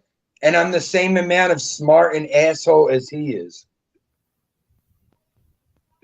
He actually reached out to you on that? In Frank's. Oh, he wrote it in a chat at Frank's. Oh shit. He said, why don't you interview me? And I said, I'll have my people call your people. You know, I'm a dickhead. And then but then he said, are you being extorted too? I think he said, like you're saying, implying someone else was. And I just read that and I was like, yo, ain't no one ever extorted me. One person tried beating me on weed one time when I was like 17 for $10. And that kid got his ass whooped. It never happened ever again. I'd never been extorted. No one ever beat me for my money. I've been known. I've been working on my journalist skills. You know, I've been trying to take it seriously. I've been trying to really do some research about the person. And I forgot to ask Toon a question, man. I forgot. I fucked up. What was it? It was one of my most important questions, and I got it on audio, man. I got it on audio. That always happens. So I got it on audio, so I'm gonna give it to y'all, man. I'm gonna let y'all know what the question was because he said it on audio. So I'm gonna play it because this is still about him at the end of the day. Yeah, this is the after party. It's still about Toon215. Yankee Victor Dones, my guy. Salute, Lobito. My question: if Toon's still watching, or he come back, or he watches the replay, but after the parties, the after party. We don't do interviews. Like I had a couple people. When you get a chance, sometime this week, I don't know today, later on, or whatever. Let me know the process on how this interview shit works. Because I think you use a specific app or you use pass I had like a local. Oh, okay, so like a local radio station, like a hood radio station. They asked to do an interview, and for a couple years I was incognito. I was, invisible behind the scenes. But when I lost a best friend in 2018, it changed the whole dynamic of how I present myself. And I started showing who I was, because for a while people ain't even know what I look like. I was creating YouTube content for several plus years, and nobody knew what the hell I looked like until 2018. But yeah, man, no problem. Let's get it. Stay productive. Only way from here is up, man. Many blessings to you and your family. Hey, that's dope. Yeah, so I got to ask him when you lost your friend in 2018, like that actually pushed you to start making more serious content as a content creator. DC, that was a clip of Toon, yes. Hey, Dones, you're a brother now, though. Honda supports everybody. So I understand sometimes people go that way. It is seclusive, leave it. That's not Honda's intent. She just knew I would understand what she meant. You know what I mean? Not to just defend everybody, shout out but to one of the YouTube yeah. squatters, Victor Donas, aka that's the bro. No, I just wanted him and them to know that they're the bros too. You know what I mean? It wasn't that. I know it wasn't intended that way. It was just that I would understand it. Yeah, so I forgot. 76 likes. Tommy D. 76 likes. Yeah, Tommy D. I would have loved for you to come up here when Toon was here. Mm-hmm. You could. I know you had a question or two. You could have asked Toon. He was dropping some jewels, man. Make sure y'all catch that replay. If y'all ain't catch it, he was dropping some jewels, bro. He was dropping some game. Mm-hmm. So if y'all don't watch the whole full interview, make sure y'all catch the replay. Yeah, you gotta catch the replay Tommy. Yeah, there's a couple really good parts. I tried to try to put just Toon on the solo or put you where I get those key parts. I'm gonna try to get some clips off of it too. Yeah, that's what I'm saying. There's some clips in there for sure. Mm-hmm. Queen is back. Queen is back. Ready for bed? My love. Yeah, you got to catch the replay if you haven't already, man. But right now, over 3 hours. Yeah, I'm about to. Unless you want to rock out for a little bit, but I'm about to get up off of here. No, I was just rocking out with you. Yeah, I'm about to get up off of here. I'll be live tomorrow at some point. Don't forget, we got Maine the Milkman tonight. He got the dance hall versus Knowledge Reborn 2.0. We suggest everybody check the replay though. A lot of people got saluted and talked about a lot of different content creators. This is one of those episodes that you need to go ahead and watch this shit a few times. Yeah, this was a really good one. I wasn't even up here the whole time. I was backstage working. Shout out to the sponsors. That's what they do. Hey, they work production type. Yeah, production type shit. I was like, I'll produce. Backroom shit. Yeah. Salute to you. I'm in the booth. Yeah, but for all the Bush babies, salute to you. Let your haters be your motivators. Y'all know my slogan. What you say is important. What else, Murph? What I say is just as important. Something loose, make it tight. Something wrong, make it right, baby. Let's make it right, baby. Let's go. Let's go. Salute, man. We out of here, man. Salute everybody. Appreciate y'all. On to the next one, y'all. Breezy. Salute. Pamela. Salute. Honda. Yes, salute. LFM, you already know, bro, babe. I can't wait to cuddle you, girl. Duffy in the building. Feltonville finest. Feltonville in the building. Feltonville finest. We out of here, y'all. Salute, man. 3 hours strong. Share this shit if y'all can, man. Let's get them views up. DC Cap, thank you for hanging out even after the interview. Thanks for hanging out to the after party. We appreciate you. Everybody who rocked out the whole time, y'all are the best. Yeah. If somebody want to go do an after party after the after party, I got to get the charger and eat dinner. I'm no after party. Oh yeah, but not right now. I'll be live tomorrow. We got Maine the Milkman at 9 Eastern time. Yeah, that's a fact.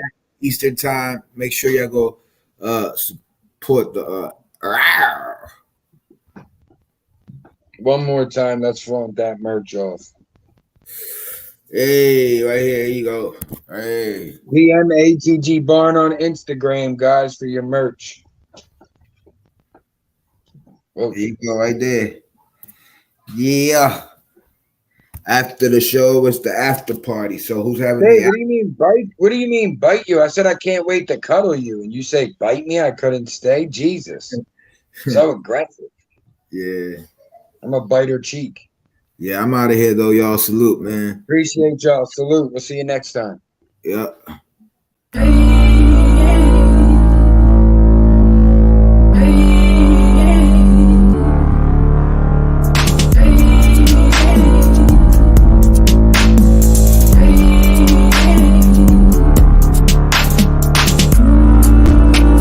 baby.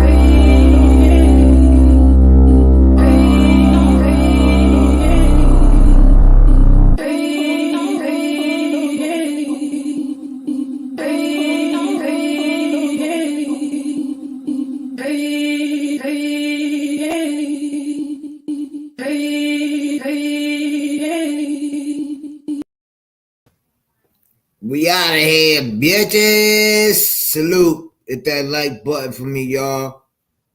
Have a good day. Love and blessings to all. We out of here.